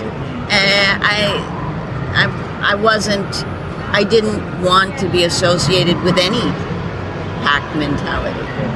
I really would love it if and I understand support systems, but at some point, if we can all just be the individual we are on the spectrum, whatever it is, and it'd be cool, that would be wonderful. What was it like for you playing the mirror version of Kira the Intendant? Because I feel like when we look at Discovery, and Discovery spent almost half their first season in the mirror universe. Oh, wow. And I feel like a lot of it actually almost stemmed from that character in particular. Partly the kind of iconography of the mirror universe, but definitely all the kind of sexuality and all the kind of sex and power games going on. You can trace back to that one character in Deep Space Nine and the way that you played it. I'm kind of curious, what was that like for you, getting that script and thinking, wow, this is different from every other day at work? Do you know what I mean? I'm playing something different here. It was such an intellectual exercise because I had to flip her. She was the flipped version of Kira. So Kira was, to me, she was a little bit Joan of Arc-ish. I think she would have gladly given her life for what she believed in. So the Intendant was a true narcissist. And that was another thing. She wasn't in love with Kira because it was another woman. She was in love with Kira because she looked just like her. And it was, everything came back to her. It was all about her. And that was like, okay, now wait a minute, it was a constant shift of what does a narcissist feel in this situation. It's interesting. When you love something, especially as a kid, it's really hard, I think, to kind of go back and critique it. And to me, Deep Space Nine is almost perfect, right? And one of the things to me that I always kind of, if I was Ira and I could go back and change it. Yeah. The fact that the final duel is not between Kira and Dukat, even as a kid, I was like, it needed to be Kira and Dukat. You and me both. And I just... You and me both.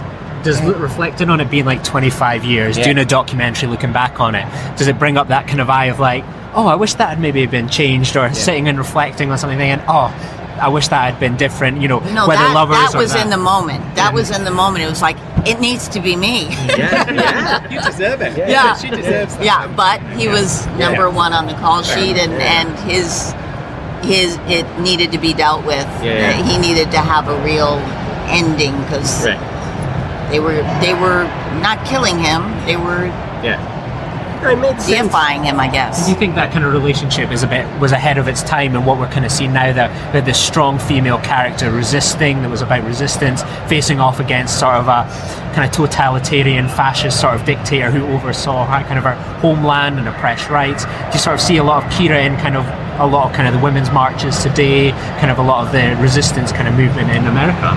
Yeah, and it's amazing to me. It's amazing to me. Some of the things that I imagined playing Kira, because of course I just kind of poofed this world, or the world we were in then, and it was Kira's world. Now these young women are making, like the Me Too movement in particular, the way it was for women in the business 25 years ago, I'm so proud and so glad, and I've learned a lot. Because Kira, of course, was there, but not me. Not me. I had just talked about being pregnant on the show. I certainly didn't feel like I had a right to be pregnant. I felt like I had to hope that I wasn't going to be fired and not make any trouble and not ask for anything and keep my head down. That was the reality of the time. So I don't feel like young women on shows would be like that now. It's pretty great.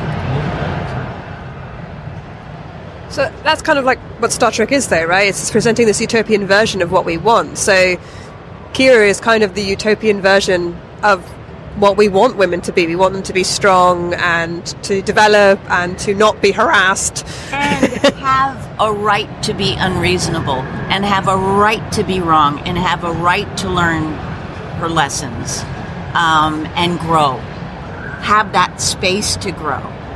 And there were people at the time that didn't want my character to have that space to grow. They were like, "Oh, she's a bitch. This is no good."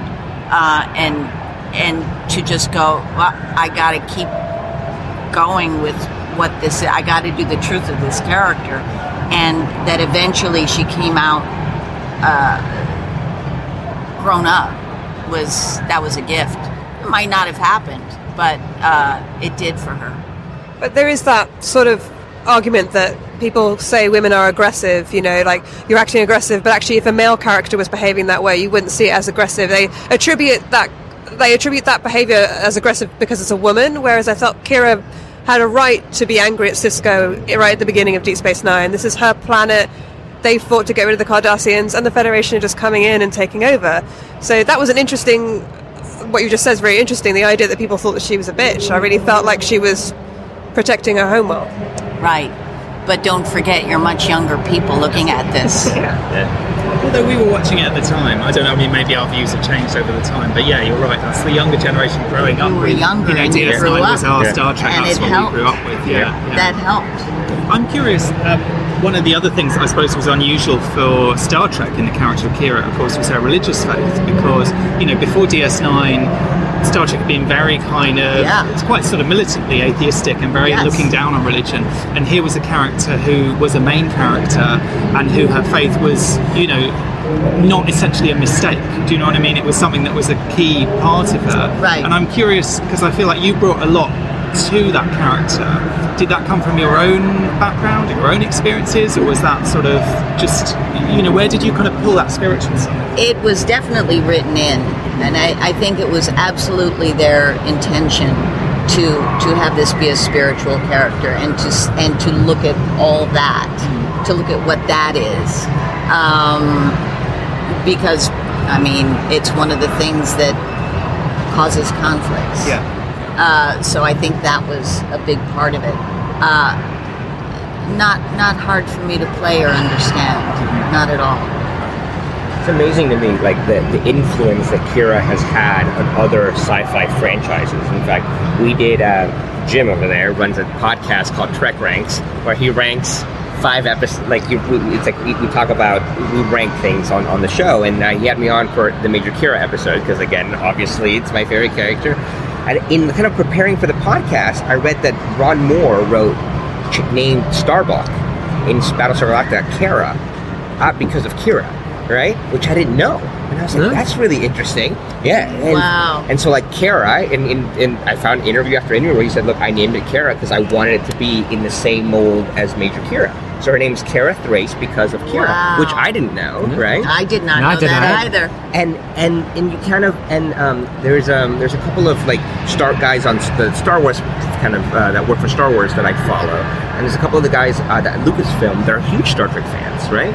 And they talk about Kira regularly. Like, I don't know if you guys follow Pablo Hidalgo and these like big guys of the story group, and they talk about the character of Kira and how it influences like the female Star Wars characters as well. And that's in fact, fascinating. And that they were going to name Rey's character Kira originally, right? And so it is like it is amazing. Like, I think it's something that Star Trek fans don't appreciate, the fact that if you were a fan of the show, I think your character really impacted, I think, our generation, right? Not that we're necessarily super young, but like, and people that then went on to work in other sci-fi franchises that then carried that character with them. So I think it's something. It's amazing. I love that. Yeah, that's but the cool. Kara Thrace and the Kira on Star Wars all because of Kira. Wow. Mm-hmm. Yeah, and in fact, in Solo, Emilia Clarke's character is named Kira. It's amazing. Yeah, and that's no coincidence. There's a direct correlation. My husband, when we watched it, said, Kira, I bet that's because of you. I was like, no. No. Get on WhatsApp now. Key members of the Star Wars story group that manage all of the film, the story and all the films, they're all huge Star Trek fans. Fascinating. And they're huge Deep Space Nine fans. Fascinating. Well, that makes sense to me. Yeah. Well, anyway, I think we're being ushered. Thank Can we you take a very picture? Of course. Yeah. It was a huge pleasure. Hello, it's Clara Cook again. On the second night of the convention, there was the UK premiere of the Deep Space Nine documentary, marking 25 years since the show, called What We Left Behind. The following recordings were made on the red carpet of the premiere, where we talked to Duncan Barrett and Una McCormack, Star Trek writer, about what they hope to see from the documentary.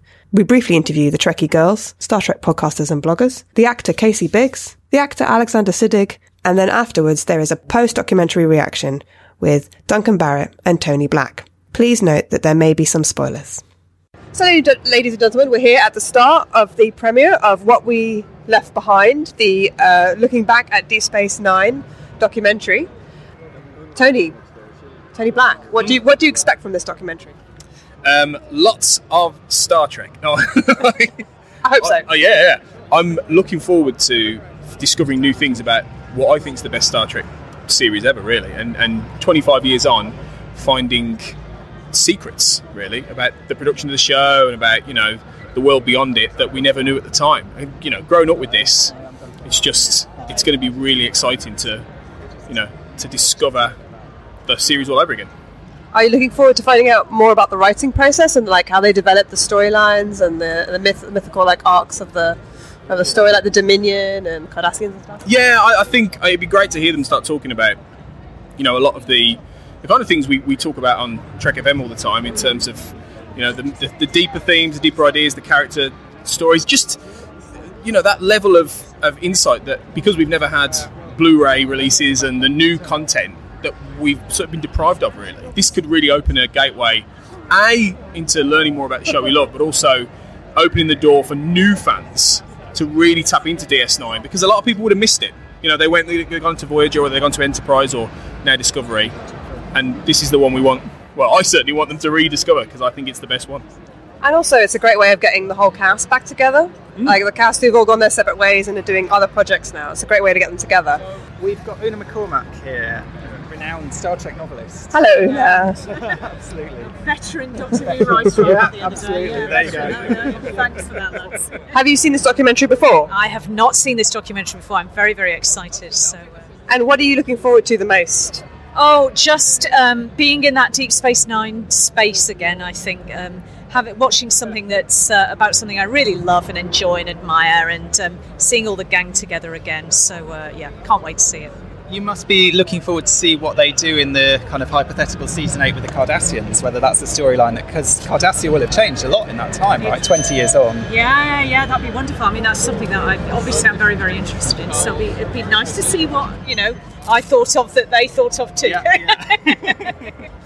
Are you curious to find out a little bit more about the writing process of how they develop some of the storylines? I'm always interested in that. We've got some pretty good sort of sources of that already, but I love hearing writers talk about writing. It's like, you're talking about things that are interesting to me. So any of that I really enjoy hearing about. You teach creative writing as well, right? I do, yeah. I teach. I'm a lecturer in creative writing, yes. So the process is really, really interesting to me. And any creative process. So hearing the actors talk about developed characters as well, and how they're storyboarding, how the ideas are generated. It's brilliant fun.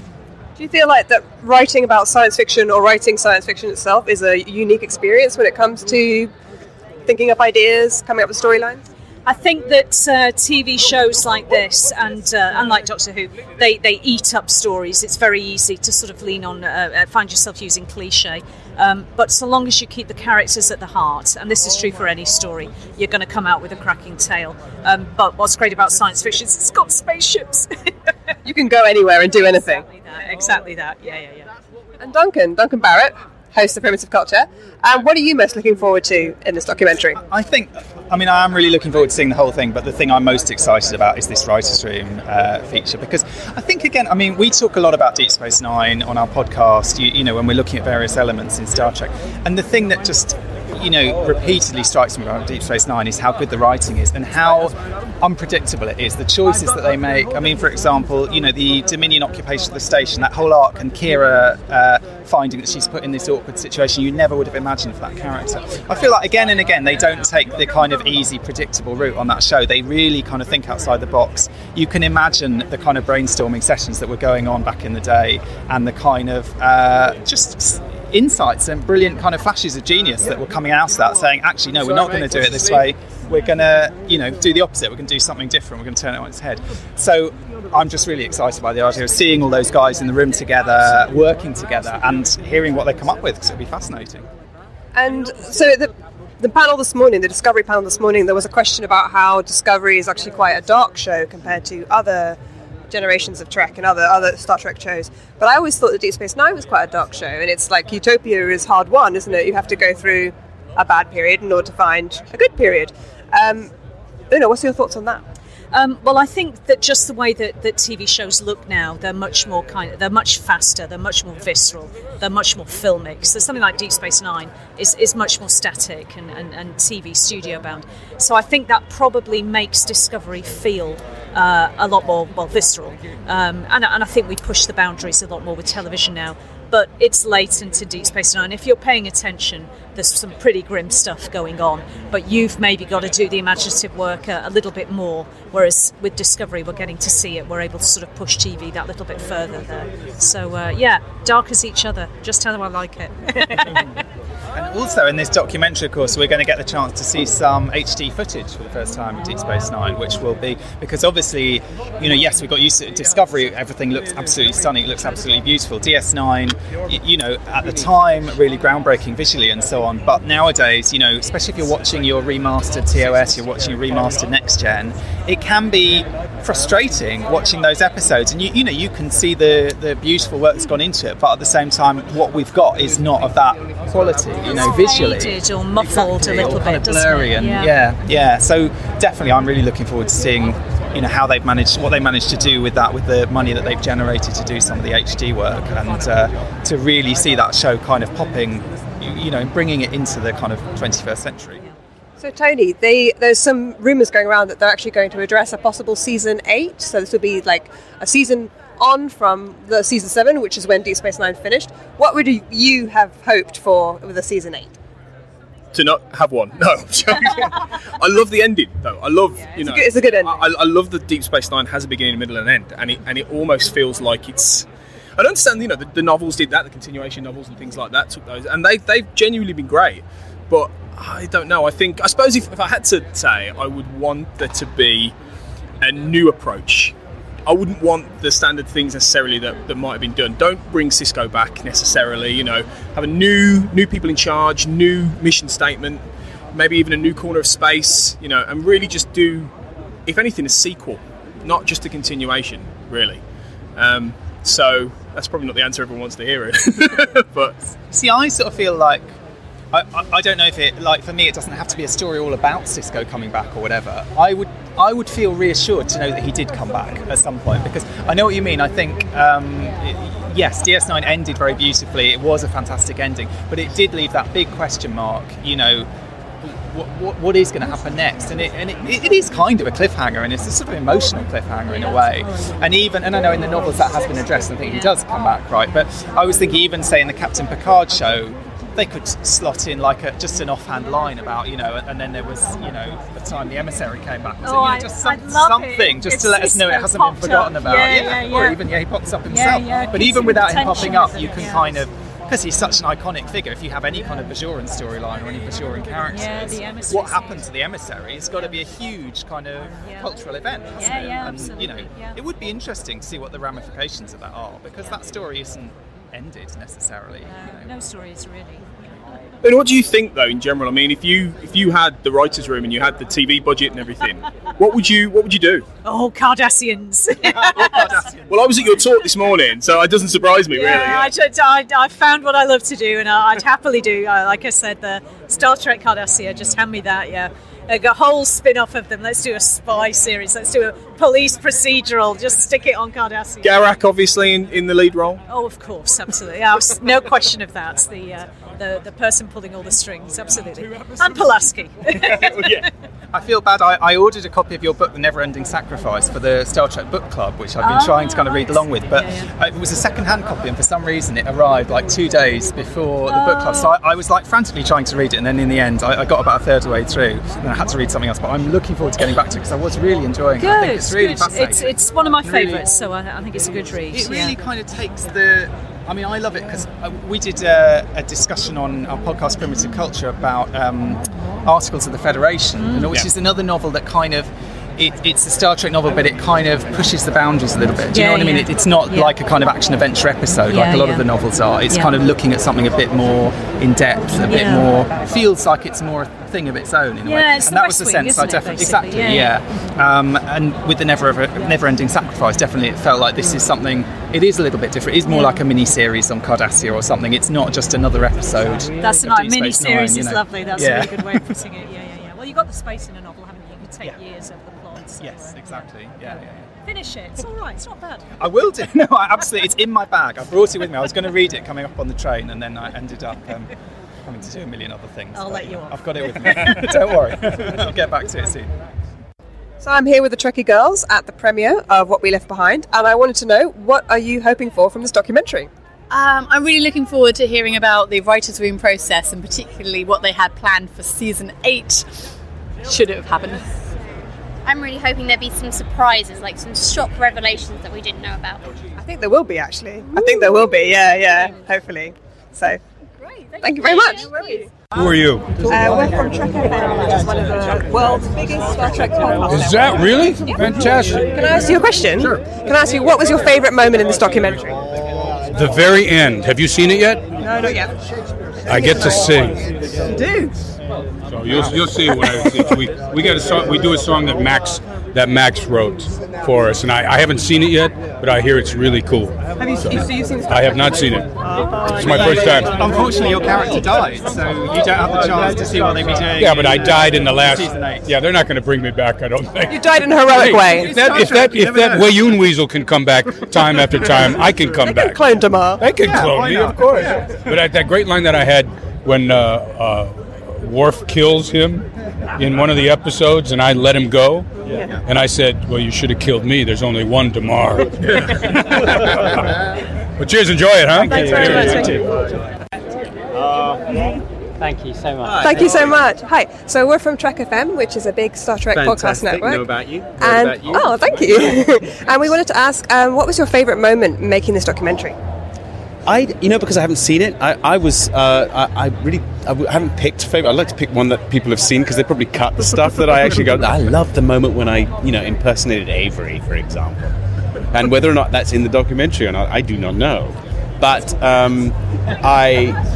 we did it in Vegas in 2013, I think. I mean, it started, and I finished it in Dortmund in 2016. That's how long they have been taking to make this documentary, to get everybody who wasn't around, all their interviews, and Ira following us around the world. So I thoroughly enjoyed it. I have no idea what to expect, although I'm told it's kind of a really lovely discussion about Deep Space Nine from all angles, with really no holds barred in some areas. Well, it's kind of what I'm hoping for. So you don't know what Bashir's going to be up to in this season 8 that they were breaking in the writers' room? Were they doing that? Were they talking about season 8 in the writers' room? No, apparently Ezri's in it, but Ezri's in it. Damn. So who knows if that relationship works out? Who knows? Knowing Bashir being Bashir, that relationship did not work out. Bashir was just too mature for her. It was fun. It's really nice. It's kind of for me, it sort of finishes the show. Because there was a lot left unsaid when we did it, and that was 25 years ago. And society's kind of caught up with the show. So it's kind of interesting to hear what everybody has to say now that the world is okay with the people who like Star Trek. At least are okay with the show, and some of them really love it. That Deep Space. So some of them hated it first time round and really enjoy it now. So let's see. I think of all the Star Trek series, it's the one that the reputation of it has grown. I mean, we all grew up watching DS9. We loved it from day one, but a lot of people, it was the show that they took longer to latch onto, and maybe it's taken a while to get to that. So it must be quite nice having this, 25th anniversary year, having this big documentary, which is not something that every series gets to do, to kind of celebrate that history, and to really feel like, it sort of feels like, Deep Space Nine, maybe with streaming and Netflix and so on, has really kind of found its place somehow. I think it maybe has. I think you're right. I mean, I heard something quite interesting from some TV historians the other day who were just rapping on radio about what happened, what are the key moments in television history.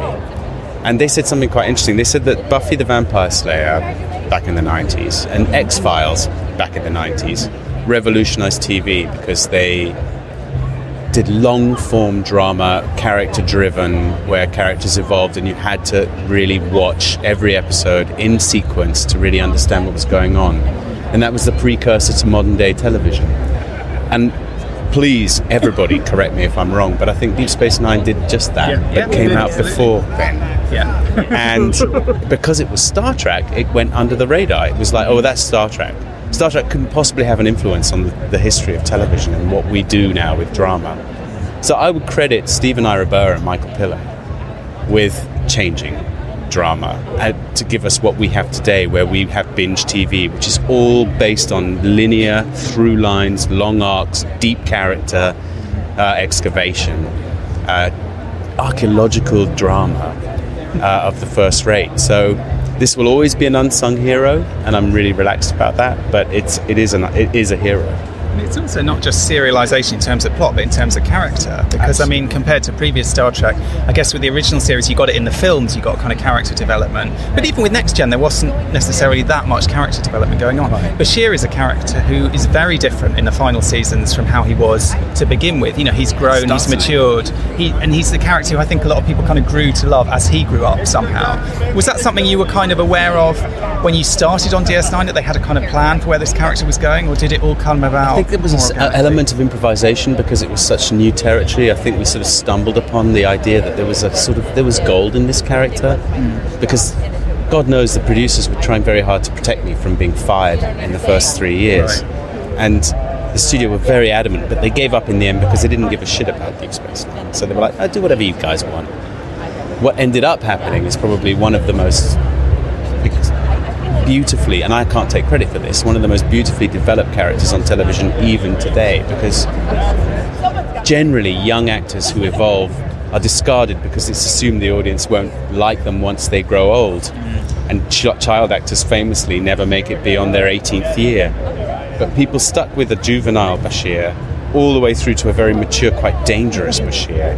By the end of he's capable of messing you up if he wants to, or dealing with problems of serious kind. Having made huge mistakes along the way, killed lots of people by mistake as a doctor, really serious issues that doctors actually have to live with. I'm so proud of what those guys have done with the show, and that's just from my character point of view. I haven't met a character, and I've done a fair amount of film and television over the 20 years in the interim, that is anything like as well drawn as the little Bashir was, who ended up being quite formidable Bashir.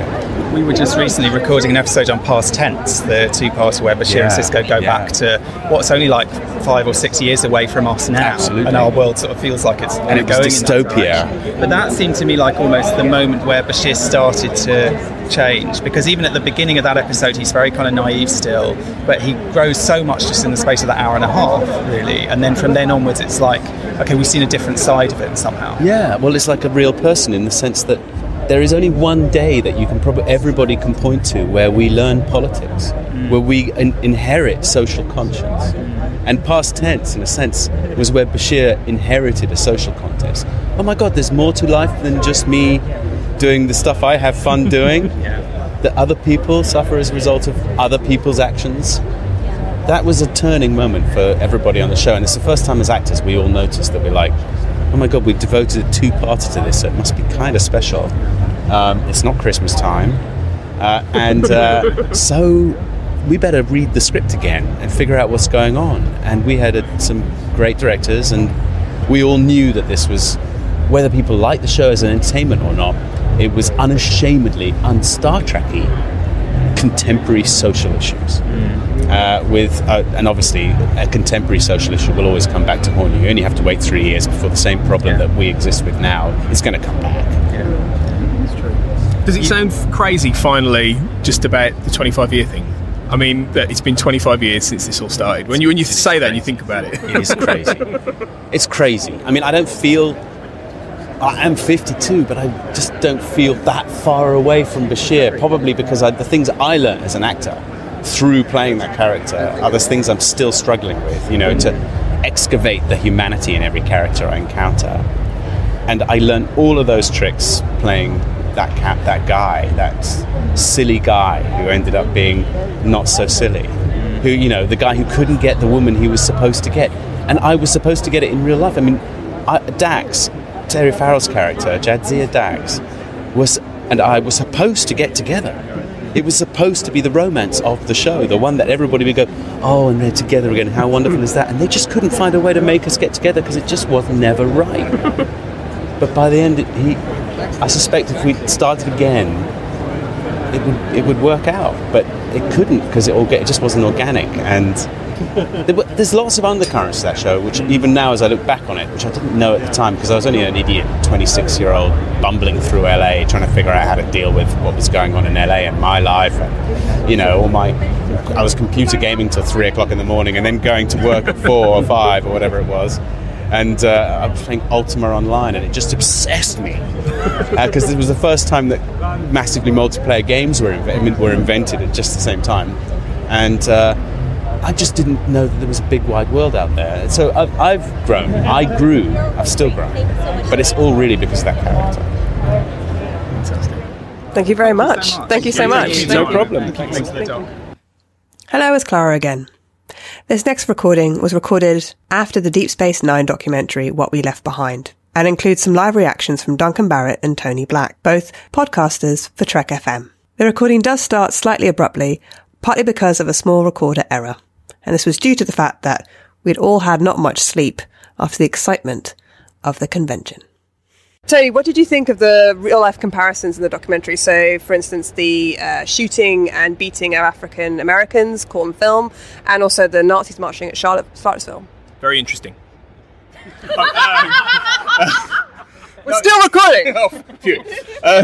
No, it plays into the whole idea that it's got an interesting documentary because it's quite a subjective experience. This further on, 25 years or anything like that, it's interesting because even right at the gate, they admit that what you're seeing is a level of, you know, recollections and that kind of thing. And the point being that right now we're in a world where we don't quite know what's real, don't quite know what's true. Thank you very much. Walk and talk. We'll do a West Wing. So the fact that they're bringing these elements into it now means that you have a very different documentary that you might have had 5-10 years ago when Trump wasn't around, when we weren't seeing the rise of the far right, when we weren't seeing episodes like Past Tense becoming reality with, you know, camps and refugees and all this kind of thing. So I think the fact it's being made now means it's a different documentary to what it would have been. So it's interesting, and very clearly they're all very liberal leaning, you know, arts-based filmmakers who hate the current climate. So it's almost say arty party.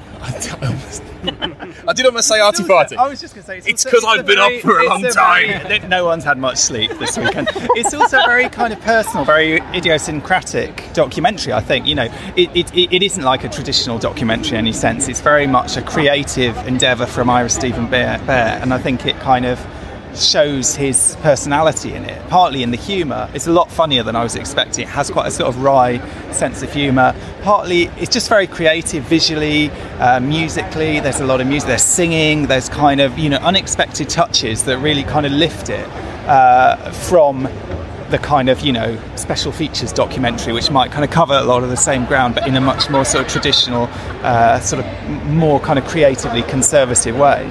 But at the same time, it has all that humour, it has all this kind of quirkiness, it's got all these kind of exciting things, it's got the, you know, we see this kind of mocked up footage of what this fantasy season 8 would be like, but it's also got a lot of heart, I think, and, you know, I was welling up several times watching that film. You know, it really, I think for us as well, because our generation, I mean, I don't know about you guys, but my sense is it's the same. DS9 is the Star Trek I kind of really grew up with. You know, I kind of got into Next Gen somewhere sort of midway through, but Deep Space Nine, I was kind of there for the journey the whole way. And I think maybe it's partly the kind of validation of having this documentary, really taking that series seriously and kind of looking back at it and looking about what they did and what they achieved with that show.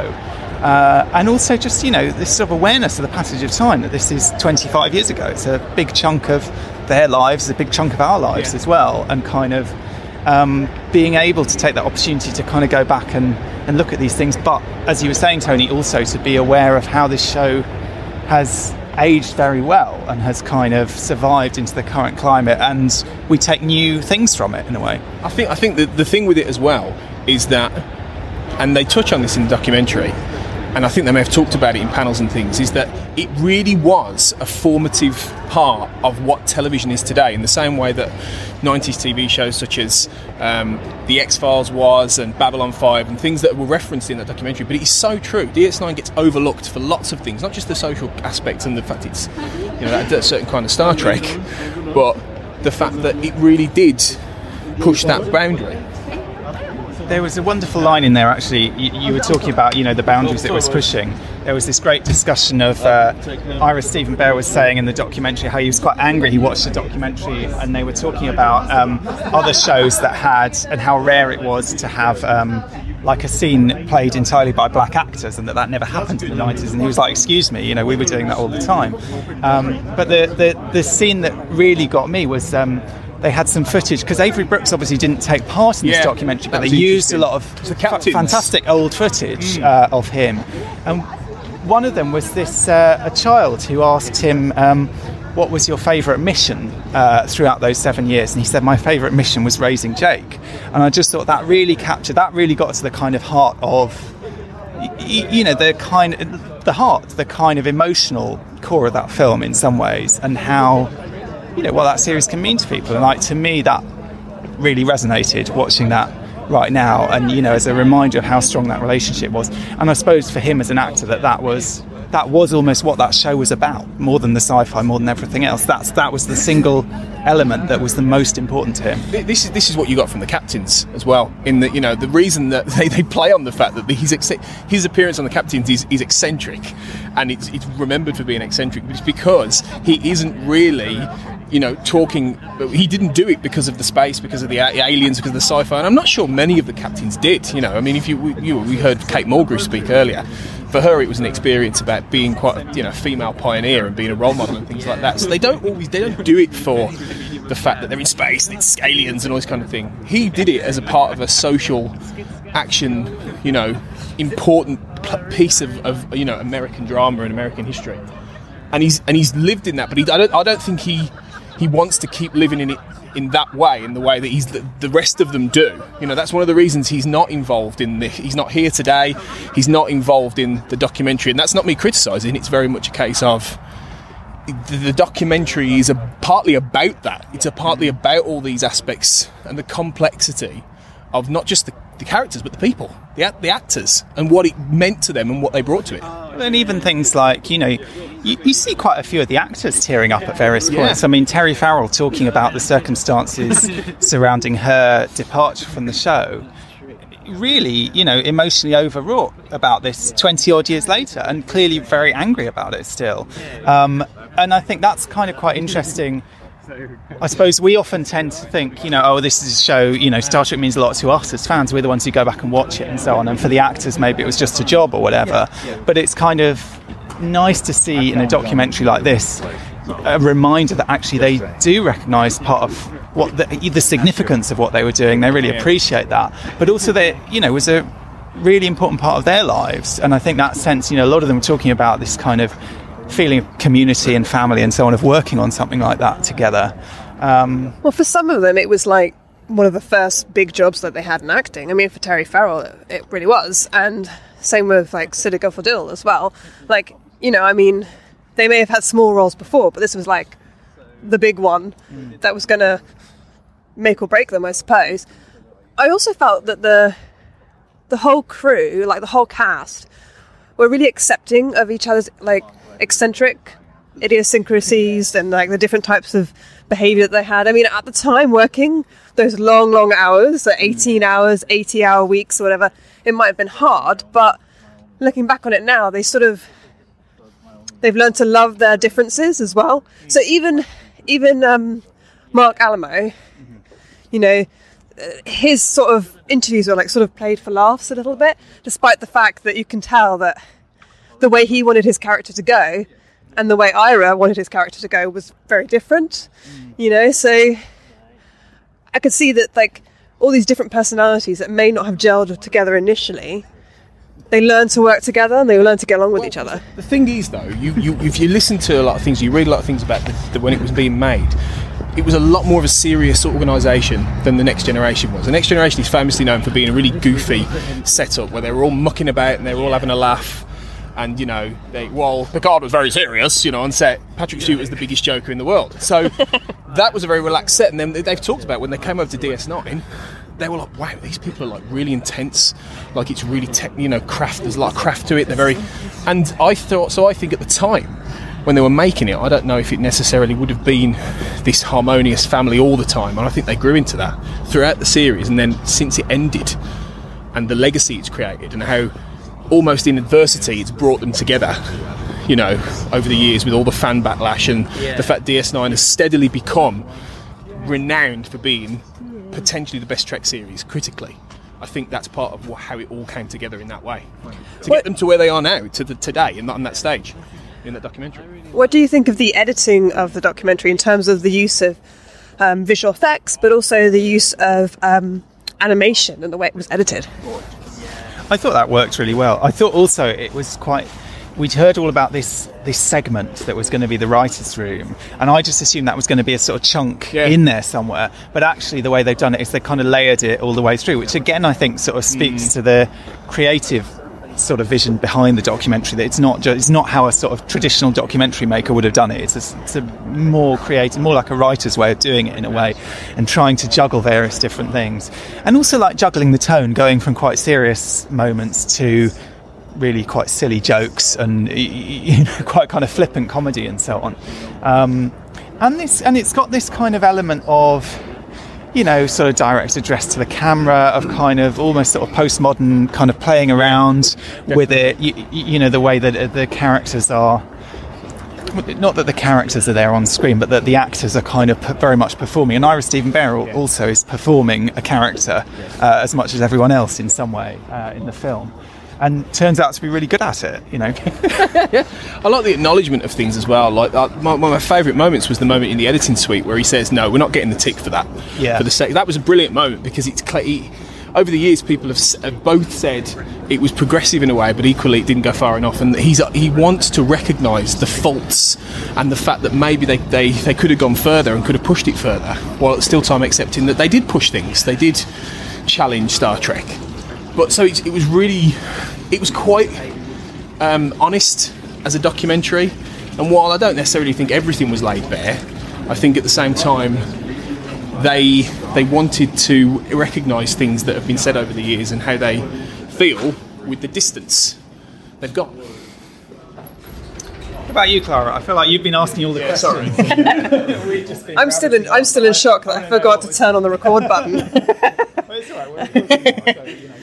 See what we get. But how did you feel coming out of that documentary? I mean, was it an emotional experience for you? Yeah. I felt very moved by it. I think that I felt very moved, especially when they linked it to real world issues. I think that people tend to overlook science fiction often in terms of the difference it can make in exposing people to different political and sociological developments in the world. And I also think lately, in recent years, when there's been this rise of strong female characters in science fiction, like Rey and Star Wars, and I'm thinking of even the new series Discovery, people talking about Tilly and the fact that she wants to be a captain, that kind of thing. I think, well, actually, Deep Space Nine did it first, and I think that was quite clearly expressed in the documentary as well, in terms of Sisko and his portrayal of an African American father. And it is true, actually, that people tend to overlook Star Trek and the change that it makes, partly because it is science fiction and it seemed like something that only fans would enjoy. We're about to go to the Mirror Mirror Star Trek party tonight, which is the big event here on Saturday night at the Hilton at the NEC. So we're going to leave. Tony's going to blag his way in as a member of Section 31. So we're going to go see if we can find our mirror counterparts at this party. And we're going to leave you here for now and join you again hopefully sometime soon. And this isn't the only thing that's been on the network this week. Have a listen out for what has also been on Trek FM over the course of the last week. I'm having convention fatigue. And I've forgotten how to use a voice recorder. That was good. So we'll leave our tired and confused podcasters in the mirror universe. That's all the content that we have time for today. We hope to be returning to more coverage of Destination Star Trek soon. So while we were in Birmingham enjoying the Destination Star Trek convention, other things have been happening on the network. Here's a look at what you might have missed elsewhere on Trek FM. Previously on Trek.fm, Earl Grey.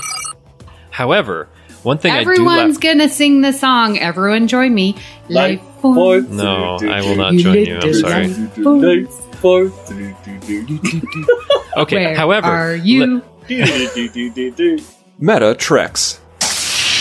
Speaking of character, I always found it interesting how many ways Q manifests himself, the characters that he takes on. We see him as a Starfleet commander, a Bajoran waiter. We see him as an alien captain. This Q's is just a cosplayer. This is a man of many faces. Who knew Q was such a theater geek? The Edge, a Star Trek Discovery podcast.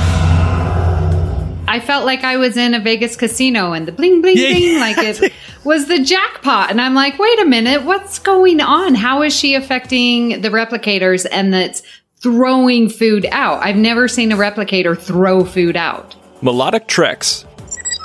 Well, it was definitely about a lower budget. There was no question that we could not afford Jerry Goldsmith. And later, by the time we got to do Star Trek VI, we couldn't afford Jamie Horner. And that's what else is happening on Trek.fm. Check out all these shows and join the conversation about your favourite corner of the Star Trek universe and beyond. You'll find us wherever you get your podcasts. If you're an Apple user, be sure to hit the subscribe button in Apple Podcasts on iPhone, iPad, or Apple TV, or the desktop iTunes app to get the latest episodes as soon as they are published. And please leave us a star rating and a written review. If you're not an Apple user, we've got you covered as well. You can find our shows on Google Play Music, Stitcher, TuneIn, Spreaker, SoundCloud, Windows Phone, in most third-party apps, and you can stream and download the MP3 file from our website or grab the RSS link. We'd love to hear your thoughts on today's show, and there are many ways for you to do that. The best place is to join the larger conversation on the Babel Conference, our listeners group on Facebook. Just type in Babel, B-A-B-E-L, into the search field on Facebook, and it should come right up. If you'd like to send us an email, you can use the form on our website at trek.fm/contact. Choose to send to a show and select Primitive Culture. That'll come right to us. You can also find the network on Twitter at TrekFM and on Facebook at facebook.com/TrekFM. Primitive Culture is brought to you by Duncan, Barrett and Clara Cook. You can find Duncan Barrett on Twitter at Barrett's Books. You can find Clara on Twitter at ClaraJeanMC. If you'd like to help us keep all our shows coming to you each week, you can become a patron of the network on Patreon. Visit patreon.com/TrekFM. That's patreon.com/TrekFM to get all the details. Perks include early access to episodes, exclusive content, producer credits, and more, available through our special patrons website, Patron Zone. It requires a great deal of money to produce, host, and distribute these shows each month. We really appreciate any support you can give us, and hope you'll join the team. Again, you'll find all the details at patreon.com/TrekFM. We'd like to take this opportunity to thank our associate producers here at Primitive Culture, Tony Black and Amy Nelson. Tony was one of the founders of this show, and we still keep him in the loop about what we're doing. You can find him on Twitter at @AJBlackWriter, and online, hosting about a dozen other podcasts on everything from The X-Files to classic cinema. Amy is the host of 2 shows on the Trek FM network, Earl Grey and The Edge, and you can find her online on Twitter at Miss Amy Nelson. You're blended, all right.